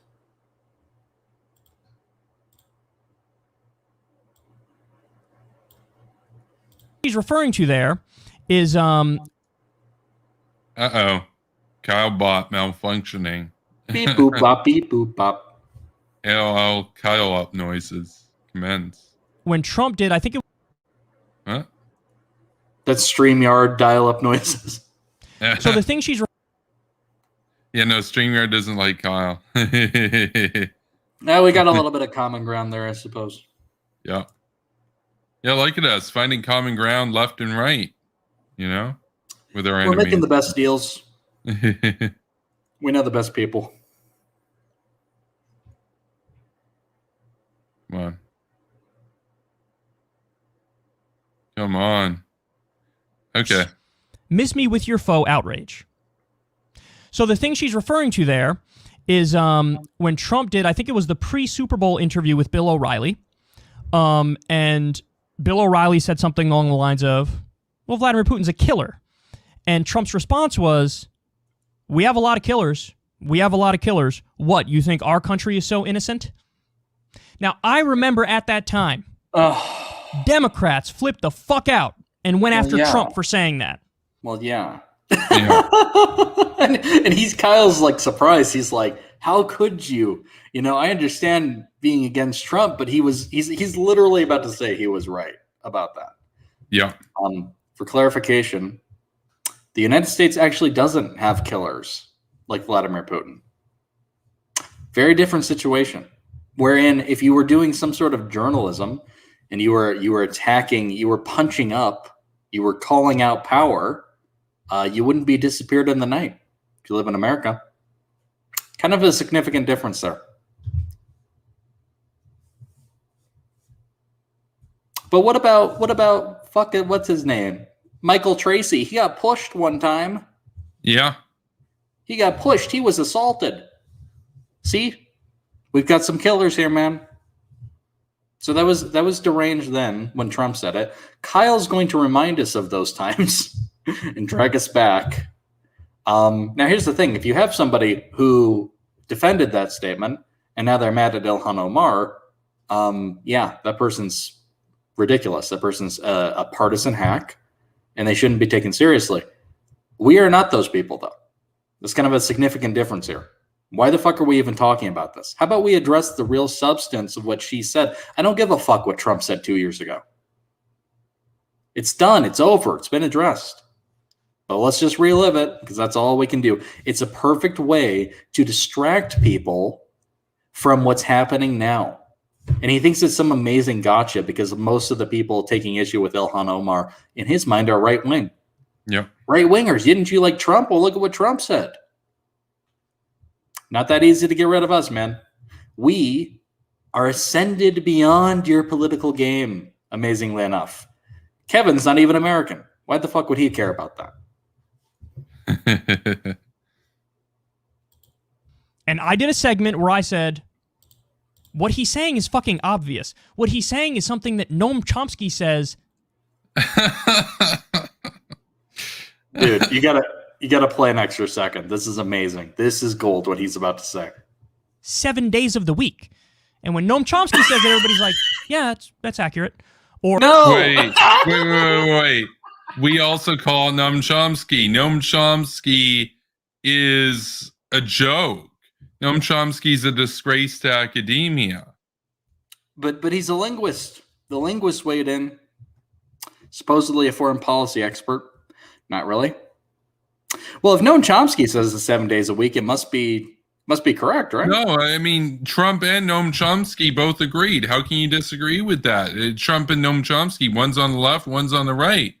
You know what it reminded me of? I guess that's bipartisanship. Yeah, you know what it reminded me of? It reminded me of when Joe Lewis got shocked by the hawkish shit I was saying on the Hippy Dippy show. That he's like, look, Rob Noor and I, he's a right-winger. We got nothing in common, basically. You made us agree. And I'm just like, oh, yeah, then that's not remarkable. That's horseshoe theory. You guys are both anti-interventionists. Most of the progressives and the libertarians agree on that. Shock. They act like it's some marvelous revelation. They're like, even those guys agree. It's like, yeah, of course they agree. They both like Russia. Of course they would agree. It's a little too big brain for some people. It's a little too big brain to be like, yeah, I don't have to agree. I don't care that there's different factions coming to the same conclusion. These factions are wrong. They're utterly wrong. And Noam Chomsky has no legs to stand on whatsoever. This is a dude who has denied multiple genocides for the sake of being anti-American. He's a disgrace. He is an utter disgrace. He's no better than like a Mike Gravel style 9/11 denier. No better at all. Oh, but he said it. This is the problem. This is the problem with this movement. This movement is a fucking joke. The people they venerate are Noam Chomsky and Julian I smear shit on the walls Assange. That's your movement. Yep. That's what you're offering the world. And Abby Martin, don't forget about her. We like Abby Martin, man. Oh yeah, and she had her big lawsuit victory. Yeah, that's right. Yeah, free speech. She changed the world. Not really. She didn't change shit. The law's still in place, and she'll be forgotten. So Ilhan Omar was trending on Twitter. Oops. Where was the week. Oh yeah, we don't need to Chomsky says that, everybody's like, yeah, that's accurate. Or a lot of people on the left are like, fair. But Trump said it in passing, and all of a sudden it's a scandal, and everybody's, oh, he hates America, or he's defending Putin, or whatever it is. What he said is factual. No, it's called truth is always a defense. It was wrong. Full stop.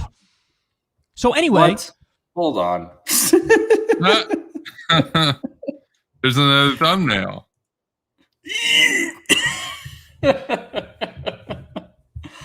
I guess those people, I guess he's just assuming that because those people were mad at Trump, well, they're on the left. You must like Noam Chomsky. If you're on the left, you have to like Noam Chomsky. Kyle, the left is a little bit more divided than you seem to think. Noam Chomsky is not an accepted figurehead among casual Democrats? Yeah, probably not. Probably not. A lot of them probably don't even know who Noam Chomsky is. And I envy those people. What's that? Is that like a city or something? And like Nome, Alaska. Yeah.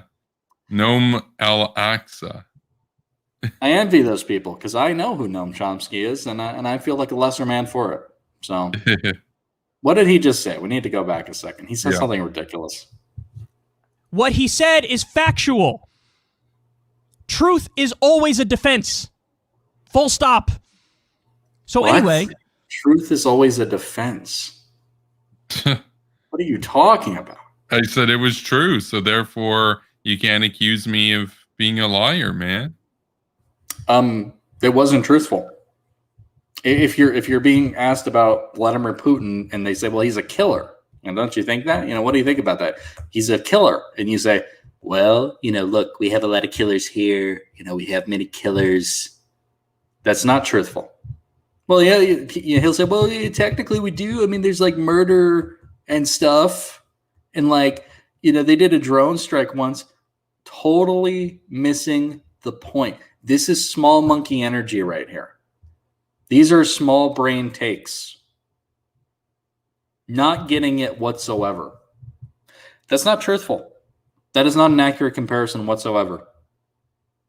We are not like Russia. Our officials are not like the Russian Federation. Not one bit. Not like Vladimir Putin. If they were, you wouldn't have a fucking channel. You wouldn't be able to say any of this shit. You fucking pathetic hack. Liar. Fucking liar. I can't stand Kyle, man. This is ridiculous. This is the message that he's putting out to hundreds of thousands of impressionable idiots. And they're just like, yeah, that sounds about right. I mean, he said truth. I believe in truth. I believe in truth, justice, and the American way. Well, yeah, scratch that last one. I believe in truth, justice, and the Russian way. There we go. There we go. Kremlin Kyle. There you go. It's Kremlin. Such garbage. Yep. Kremlin Kyle Kulinski That's him. Ilhan's right. Trump said a similar thing. Ilhan said this. I don't even understand the outrage or the fake outrage. Fake outrage. Yeah, no one's legitimately outraged.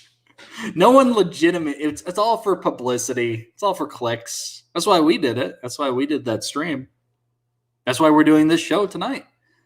We just want people to like us, because taking this position really gets people to like you. Taking a pro-US position, taking a pro-Israel position, an anti-Hamas, anti-Taliban position, that's what it really takes to make it in the business, friend. That's what people really want to hear about. Fake outrage. No one really cares, man.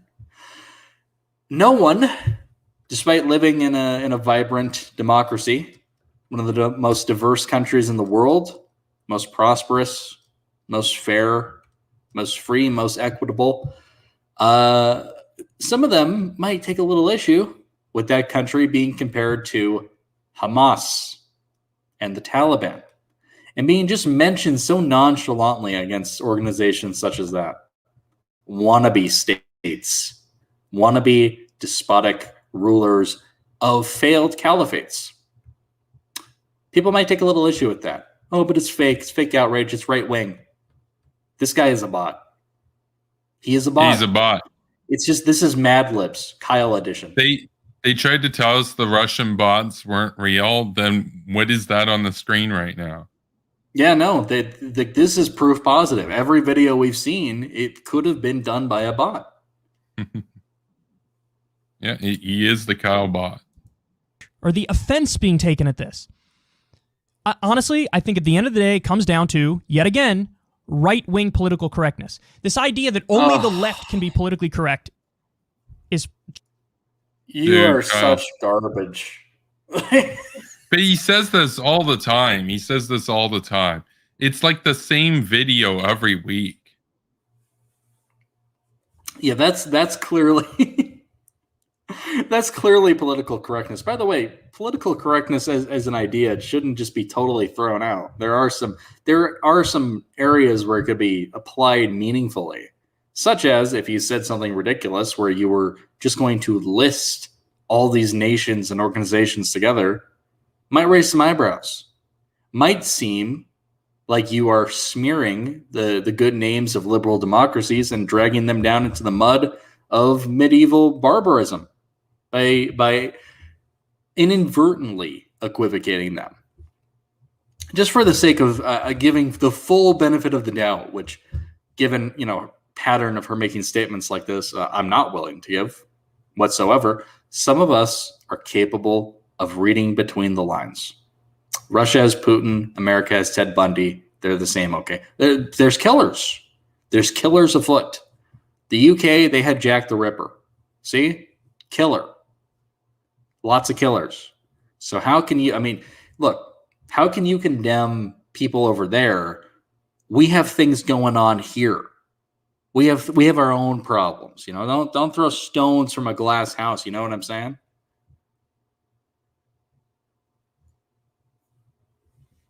I'm so sick of Kyle.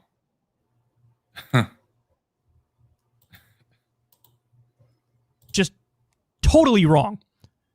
Right-wingers do political correctness all the time. Look at what happened with Lil Nas X when he released the...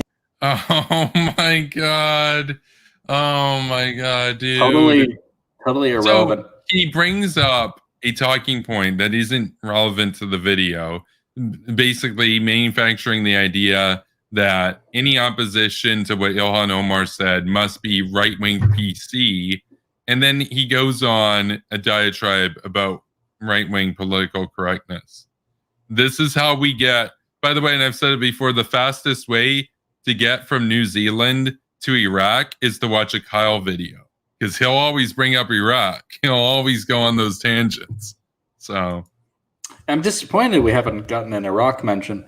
No. He's going to mention the Iraq war. He's going to have to mention the Iraq war. There's no way he doesn't mention the Iraq war. The video is about U.S. atrocities. So really, if he doesn't, it will be a missed opportunity. But yeah. So he's going to talk about Little Nas X. I'm probably going to agree with what he has to say about this, but it's not even. I mean, it's so unimportant and not related to what the video was even about in the first place. I mean, so the idea here is that right-wing political correctness does exist, of course. I mean, we people are aware that satanic panic was a thing, for decades before Anita Sarkeesian put out a goddamn video. So thanks, Kyle. You're blowing no one's mind. The problem with this is, now that you're talking about this, you're going to say that the response to Ilhan Omar was right-wing political correctness. Just because people are outraged does not mean that it's petty or illegitimate. Not all outrage is built the same, amazingly enough. Oh my God, that's how low energy and low IQ, low quality, low stamina this analysis is. People are outraged, therefore it's just like when people were outraged at a totally different topic. There's Kyle for you.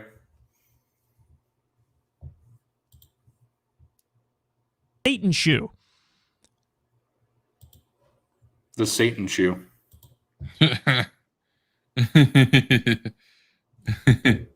It was a national scandal and Republicans melted down and literally called for him to be canceled. That's the definition of cancel culture. That's the definition of political correctness. Who are you kidding? They just canceled Hunter for using the N-word, soft A, in a private correspondence in a joking way. Don't tell me you're against cancel culture and then you look for things to cancel all the fucking time. This is the definition of right-wing cancel culture. Because Thanks, when you Kyle. look at the actual facts, the United States, we did Guantanamo Bay. Still do. No, he's going to mention the Iraq War. He's going to mention the Iraq War. There's no way he doesn't mention the Iraq War at this point. He mentioned Guantanamo Bay. I thought he was cool with Hassan. No. Guantanamo Bay is probably streaming on Twitch right now to his 20,000 viewers, right? Guantanamo Bay. Guantanamo before anyone else. Wow. I didn't know that he and Kyle had beef. This is really breaking my heart. Doing Guantanamo Bay. So torture. Doing him. Whoa. Oh. Well, I mean, what's filthy. wrong with that? What's wrong with that? Are you against gay rights? Look, I take a firm stance against this. I'm officially canceling it. So what if he's attracted to Hassan Pike? Or it's good if he's in the Guantanamo Bay. They can, it may Kyle's gay for Guantanamo Bay. That's cool. So at least someone's getting laid. Yeah, there you go. Illegal Iraq war based on law. I knew it. No, I knew it. No. But he did just say Iraq. He said illegal Iraq war. No, they always have to do the illegal. Oh, the UN didn't approve. Yeah, they never would have. Of course they wouldn't. Of course they didn't. Who cares what the UN has to say? The UN shouldn't exist. The Green Lantern Corps also did not approve. Well, he's the leader. Look at that set. I will not belittle. I will not equivocate the Green Lanterns with Kyle. Yeah, no, I'm with Minecraft on this. His facial hair needs to go. We were talking about that last week. His facial hair sucks. So I'm not even really sure what he's trying to go for at this point. No, it's totally indecisive. Nice. Slavery, Jim Crow, Japanese internment. He has to go back 150 years. Okay, whatever. Nuking civilians at Hiroshima. Dude, you're trying to make this video take 4 hours. Kyle. Address it, Kevin. Address it. Wait, we all know what I think about Hiroshima and Nagasaki, though. Nope, there might be someone new. Okay, they were justified. They were industrial centers. Hiroshima was host to 20,000 troops, and it was a total war. What do you where does Kyle think naval ships and guns and ammo comes from that the Japanese were using? It also saves civilians by. Did it just spawn in military bases? No, it was made in factories. So it's exactly what happens. No, how dare you target my cities? I was making weapons to kill your troops in those cities. Oh, okay, great. Like, again, it was a total war. And by the way, those bombs saved about 1 million American soldiers' lives and probably saved quite a few million Japanese civilian lives because they would have also been killed if there was a ground invasion. Duh. So, very efficient use of weaponry.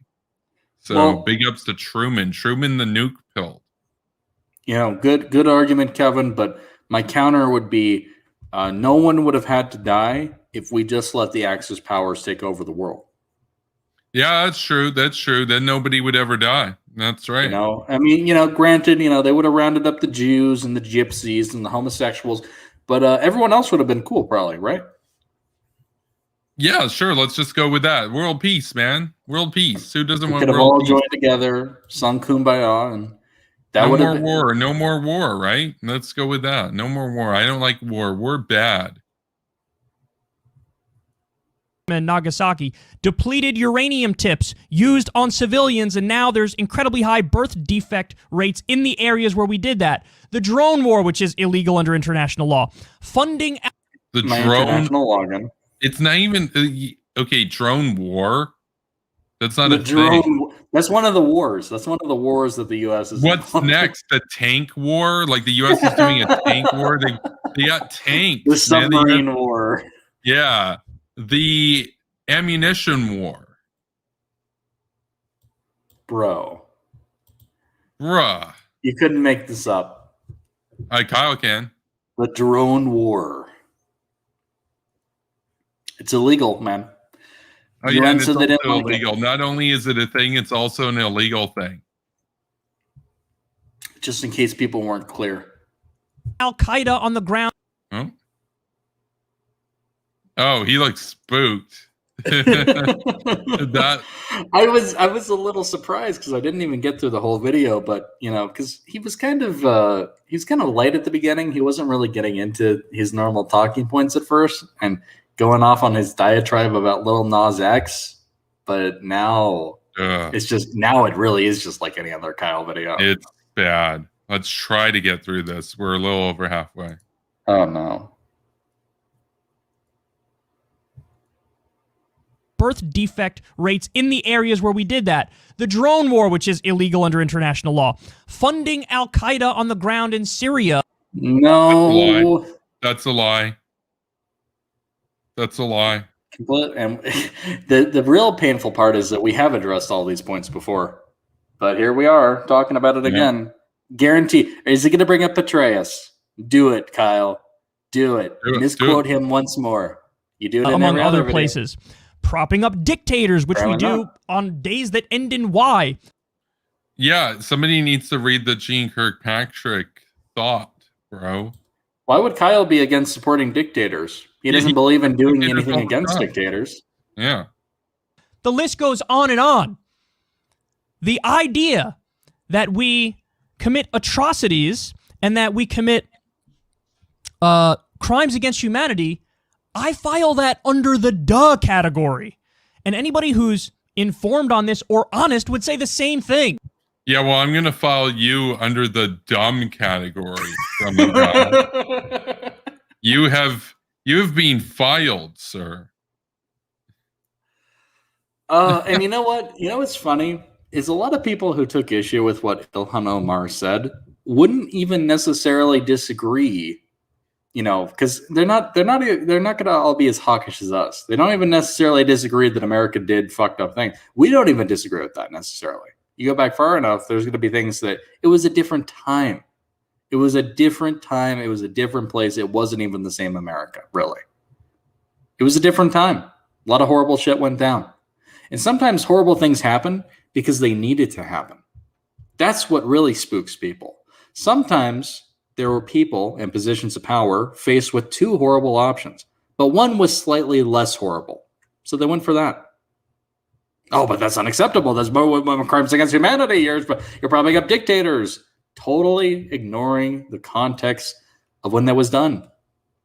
The old Cold War and the new Cold War, or other various disputes and feuds between nations. Oh my God, you're propping up Saudi Arabia. Oh yeah, just for kicks and shits and giggles. Really, there's no strategic reason behind it at all. No, we just like them. We're just on board with them. You know, Wahhabism, that's going to be America's official religion by the end of the year. That's what we're going for here. That was the plan. Kyle is preposterous. He really is. I can't imagine sitting there making the same video day in and day out. On days that end with Y, Kyle makes a video that has the same 5 talking points. Without fail. Without fail. That's why I don't even bother really watching them at this point. I'm just like, okay, let's see what he's talking about in the first minute. Oh yeah, that'll be good enough. Yeah. They'll be good enough. Because I know it's going to be ridiculous. I know it's going to be totally divorced from any real context, any real understanding of the issue. He doesn't understand why people are upset at what Ilhan Omar said. Even people who would say the U.S. has done horrible things. Even people who were against the Iraq War were against Ilhan Omar. Can you believe that? You have people, you know, I guess you would call them the sensible wing of the Democratic Party, whatever that looks like anymore, where they were saying, look, even just from a pragmatic standpoint, Ilhan Omar and the squad, they're bad. They're bad news. They're bad for headlines. They basically create ads for our political opponents every time they open their mouths. Kyle doesn't understand that, though. Yeah. Doesn't understand that a lot of people don't even necessarily disagree with that point. But he doesn't also understand that what people are legitimately upset about, oh, but it's fake outrage. No, what people are legitimately upset about is categorizing these U.S. and Israeli miscalculations right alongside the intentional attempts at genocide by a group like Hamas. Notice how we haven't heard about that. We've heard a lot. We've heard about right-wing cancel culture, very relevant to the video. We've heard about U.S. war crimes. Are we going to hear anything about Hamas war crimes? No. The most we could hope for, and what I said in last night's stream, is Ilhan Omar said they did war crimes, just like the U.S. does war crimes. That's about all you're going to expect from that wing. And again, she's the most reasonable person in her movement. Now we're seeing what the movement really thinks in the form of Kyle. You know what Kyle thinks? Kyle thinks it's not even worth mentioning. Kyle thinks that let's do a video where I just talk about the U.S. again. But Kyle, what about Israel? I mean, you got to be fair. You got to be critical of, you know, it's one thing to be critical of your own nation, but you got to branch out, my dude. Yeah, no, Mycroft, by the way, just a point. Mycroft's right. We are getting ratioed right now by the basement brigades. 20 to Kyle 22. fans. Oh, yeah, they're upset. They don't like Ghoul Gang Rising very much. So, fuck you, Kyle fans. Actually make an argument in the chat. Imagine, 22 people on their Saturday night. What are they going to do? They're going to come and click on this video and give it a big dislike and let us know that we did a bad job. How does that make you feel? How does that make you feel, right-wing Reece? Makes me feel pretty good, man. It reminds me of the good old days. Yeah. I live for that kind of shit. Yeah, no, your old videos, they got ratio big time. Fucking basement brigades. I remember one of them had like 291 likes and 291 dislikes. It was something random, but it was a pretty big number. And it's like balance as all things should be. Exactly. The Thanos meme. I was hoping you were going in that direction. Yeah. It's the most obvious comment in the world, but they get so triggered because a Democrat said it, and also it's a Muslim black Democrat. Oh, fuck off. Oh, come on. By the way, he looks like a goblin right here. I'm just going to say he looks like a goblin. I know, I have ears too, but just the way that his ears work with the lighting and everything, he looks goblin-y right there. I'm getting goblin vibes right now. That's the only reason anyone would disagree with what she said. She's a Democrat. and she's a black Muslim woman. Good to know. That wasn't the reason I disagreed, but now that you said that, I suppose I should conform to that type of thinking. Wow. So now, if you bring up, way to not even try. Like, that's such a convenient get out of jail free card. Just be like, well, we can defend anything she says, because if you're against it, if you take issue with what she says, you must hate the black Muslim women. That's what it's all about. facts, you hate America. Whereas when Trump would do it, oh, he's correct, he's right, and it makes sense. What a terrible framing. His whole thing was make America great again. Look at how they've hijacked meaning, this. right now it's not great. He would say, look at how they've hijacked this.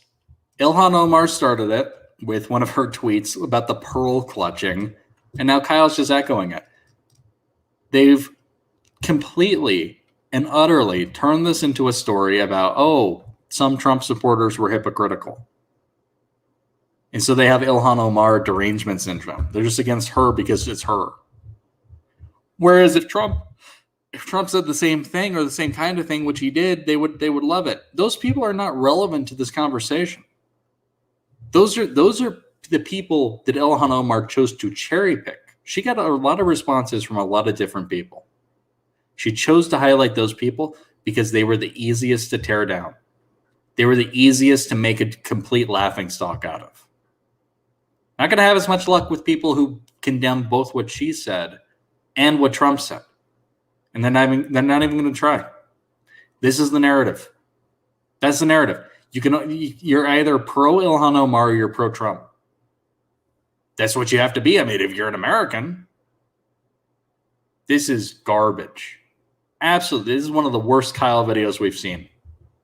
Just for how intellectually dishonest it is.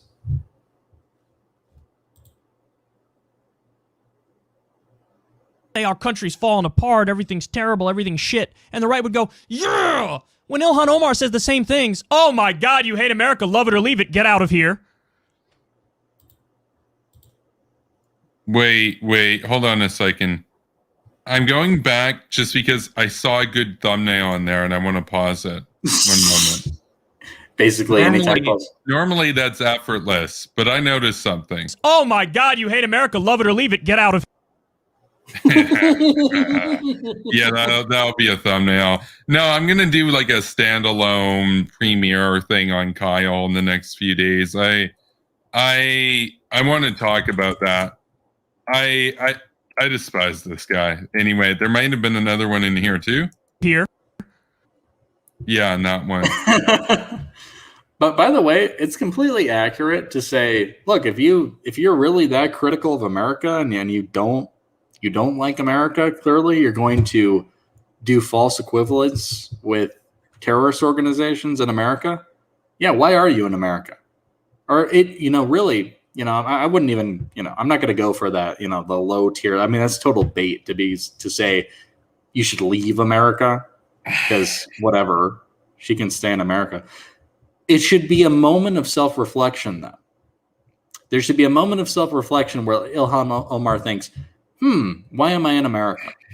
Why do I seek to represent constituents in America? What is the true motivation behind that? If all I'm going to do is shit on America and its allies, and then do apologia for Turkey, for Iran, for Hamas. There needs to be a wake-up moment. There needs to be a moment where you say, what am I doing? I'm an American. I enjoy all the privileges of being an American. Even more if you're a congressperson, a person of stature, a person who made history. Maybe there should be a little bit of gratitude shown at that point. Now, does that mean that you completely ignore the problems of the past? No, it doesn't at all. You can talk about that all you want, but let's talk about it in its proper context, and let's not fearmonger over it. Let's not try to tie it to modern events. Let's not try to tie it to modern people and make them be held accountable for it just because you don't like them. Let's talk about things in their proper context. And some of these things, were not war crimes at all. But my international law, though, amazing. Yeah, let's try to get through this video, and then we'll wrap up the episode once we're done with Kyle.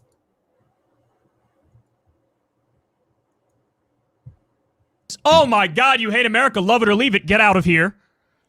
The double standard is so annoying. For the love of God, think about the actual fucking issue instead of who's saying some shit.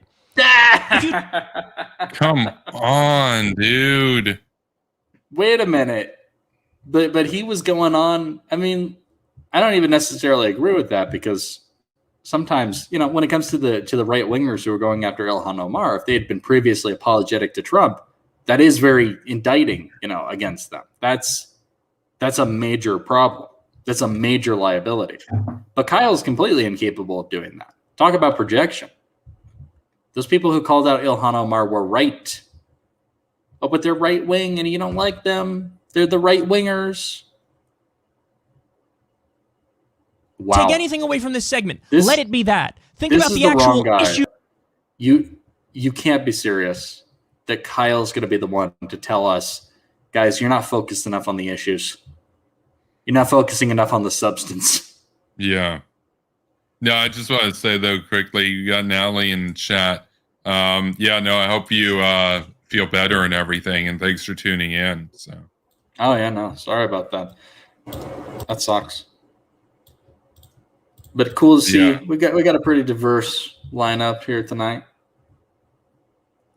I'm amazed anyone stays up till 3 a.m. to watch us, honestly. It's only 2 a.m., dude. It's early. Not where I'm at. Who's saying it? I don't care who says it. If it's true, it's true. That's the end of it. Except your concept of truth is wrong. He's living his own truth, man. It's true to him, man. I love when Kyle tries to present himself as this like amazingly nonpartisan, like I just believe in the truth, man. I don't care whose mouth it comes out of. Absolute nonsense when you realize that this is a guy who does not prioritize truth. So basically, he's willing to agree with people no matter what letters by their name, as long as they're shitting on America. Oh wow, that's a real truth seeker right there. Very bipartisan. What a joke. People always twist themselves into these shitty partisan pretzels. Like, be an adult. Be serious. Use your brain. Obviously, we've done unthinkable atrocities. Obviously, we've done crimes against humanity. And by the way, that's not to say we've never done anything good. Of course, we've done great things. Oh, let me guess. World War II, right? Except he was just against using the nukes, but whatever. I'm sure he's going to say getting rid of Hitler, right? He was in favor of getting into the war. Getting out of the war he wanted that to be an endless war. Yeah, he wanted that to be an endless war. He wanted it to be a ground invasion, 20 years of fighting on Honshu and so on. And then you have to take Hokkaido and everything else. And no. You're right. He wanted that to be an endless war. That's such a good point. Oh my God. Oh man. No one's denying that noon where he's from. And he wakes up, listens to Superpower broadcast. Are you in the UK? Because I think it'd be noon in the UK right now. So that's pretty cool. Kyle is he's incapable of understanding, man. It really is painful. Where he's just going to be like, oh, of course we've done bad things. No one is denying that. Now, some of these things that you're saying are bad. We would disagree. And it's remarkable that you just throw all these things together and they just become part of your list. Just, okay, Trail of Tears, slavery, Hiroshima, Guantanamo Bay, and that's it. We did bad things. But he said we've also done good things. I wonder what he's going to list as a good thing. Let's hear it, Kyle. Lithuania. Yeah, no. He's 10 hours ahead. I was thinking it was 4 for some reason. Paul's in Lithuania. So, okay. Yeah, get your time zones right. Yeah. 7 p.m. where Chris is. There we go. The New Deal was absolutely phenomenal. The war on poverty was phenomenal. Wait, he's not even going to go to foreign policy? He's going to go to domestic policy. Wait. Wait. I mean, I guess that was smart.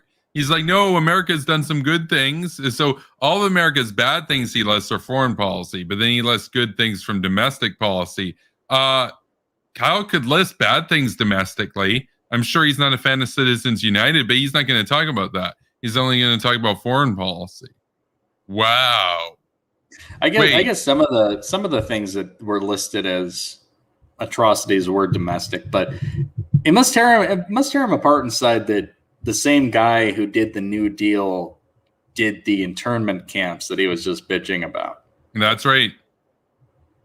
The First Amendment is one of the best things. Is he going to do any foreign policy points? No, I'd be surprised if he did. I guess like, maybe World War II. World War II thing. You guys always say, well, at least America got rid of Hitler, but that any government has ever done ever. There are Enlightenment values that, if we actually live up to them, are great. Democracy, if we actually live up to it, is great. We've done a lot of great things. I'll talk about the great things, and I'm also going to talk about the shitty things. No, he didn't mention any foreign policy. He couldn't even say World War II. Wow. Don't tell me I can only talk about one or the other. Fighting fascism and communism on the global stage, were those good things, Kyle? Well, no. He said if the world went communist, that would be fine because he supports individualism, not war. So he's the ultimate individual. I remember. Yeah. Because that's fucking stupid. It makes no sense. Of course I'm going to talk about both things. But they lost it. They melted down because she said something obvious. Don't be one of these mindless drones. No pun intended by using drones. Don't be one of them. Oh. Come on, Kyle. That was a miss. That was a bad dad joke. Yeah, totally mindless. Unlike Kyle, who's recycling talking points from the last 50 videos. Yep. Kyle, who gets his history from Michael Moore and his news from Russia Today. He's not a historian. Yeah, he's like not an expert in like such as and like and such as. I minored in such as, so I take some offense to that. I got a degree in such as. Oh shit, we got an expert here. Yeah. This is a non-scandal scandal yet again. Anything she says. Now, Lisa's democracy is bullshit, and Kyle is a case example. He's popular and he is phenomenally wrong. That's a hot take. I can see where. I don't agree with her on democracy, but no, I can see where you're coming from, but the answer isn't monarchy. It's just a rejection of populism. But yeah, I think that the online discourse is pretty far gone and garbage. So there you go. People like Kyle are a testament to that. Yeah. Yeah. They pounce on as if it's always unreasonable. This is the most reasonable thing anybody's ever said. It's just descriptive. You don't like that? Maybe you're a triggered snowflake and you should get the fuck over it. Oh, come on. Dude, we're going to be here another hour. Don't do this. No, we can't. There are like 8 seconds left in the video. Let's just try to get through it. You're a snowflake, Kevin. You're a snowflake. Yes. If you took issue with what she said, you should get over yourself, snowflake. That's what you should do. I guess I'm just a right-wing PC principal. So. PC principal. Oh.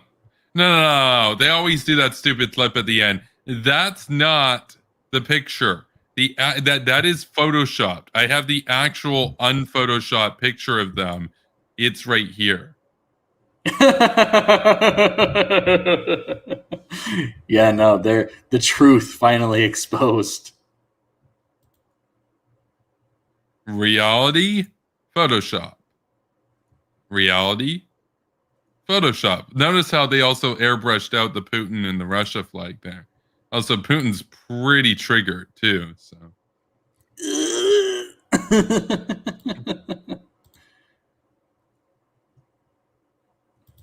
That's amazing to me that he'd end the video saying what Ilhan Omar said was the most reasonable thing anyone's ever said.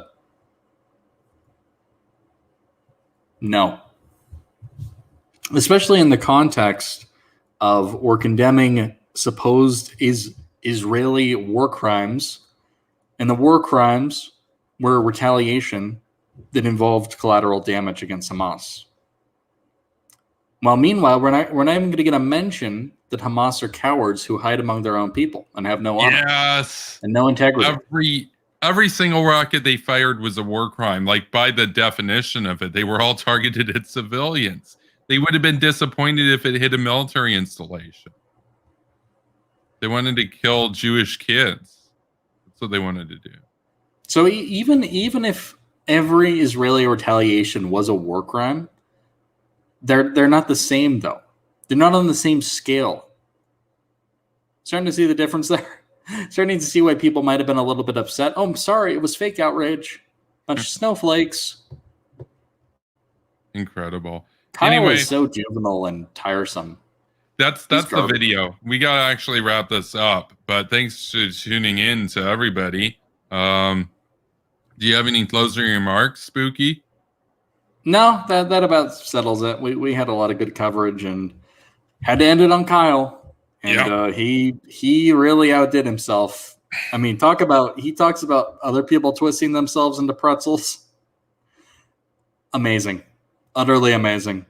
The lengths that he'll go to defend people like Ilhan Omar and defame the United States. The time travel involved. Just jump back, grab any event you want, and totally ignore any substantive issues of today and what actually needs to be condemned. Incredible. Anyway, I think everybody's pretty familiar with what I've got to say about Kremlin Cow, Kulinski, Mr. Triple K. I'm done with him. Yeah. I'll probably have a video out this week, though, talking about him, because there is a video that I wanted to do on him separately from this show. But unbelievable. He's a binge of cringe. Kremlin Kyle. So thanks for tuning in to everybody tonight. And we still have like 19 people with us. That's cool. It's late, so appreciate that.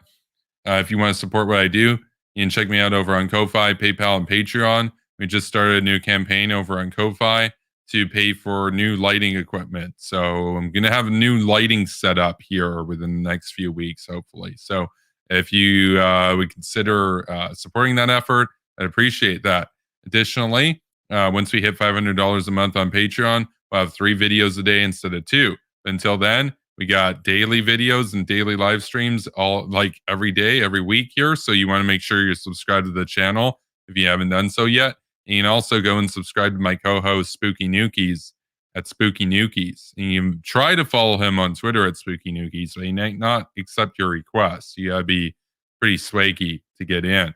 So make sure your account's pimped out. You know, maybe have like hashtag Reece is king in your bio. Yeah. Hashtag the spook is never wrong. Things like that. Yeah. That will get you in my good graces. Yeah, and as for me, you can just follow me on Twitter at Kevin Castley. Anyway, have a good night, everybody, and stay based.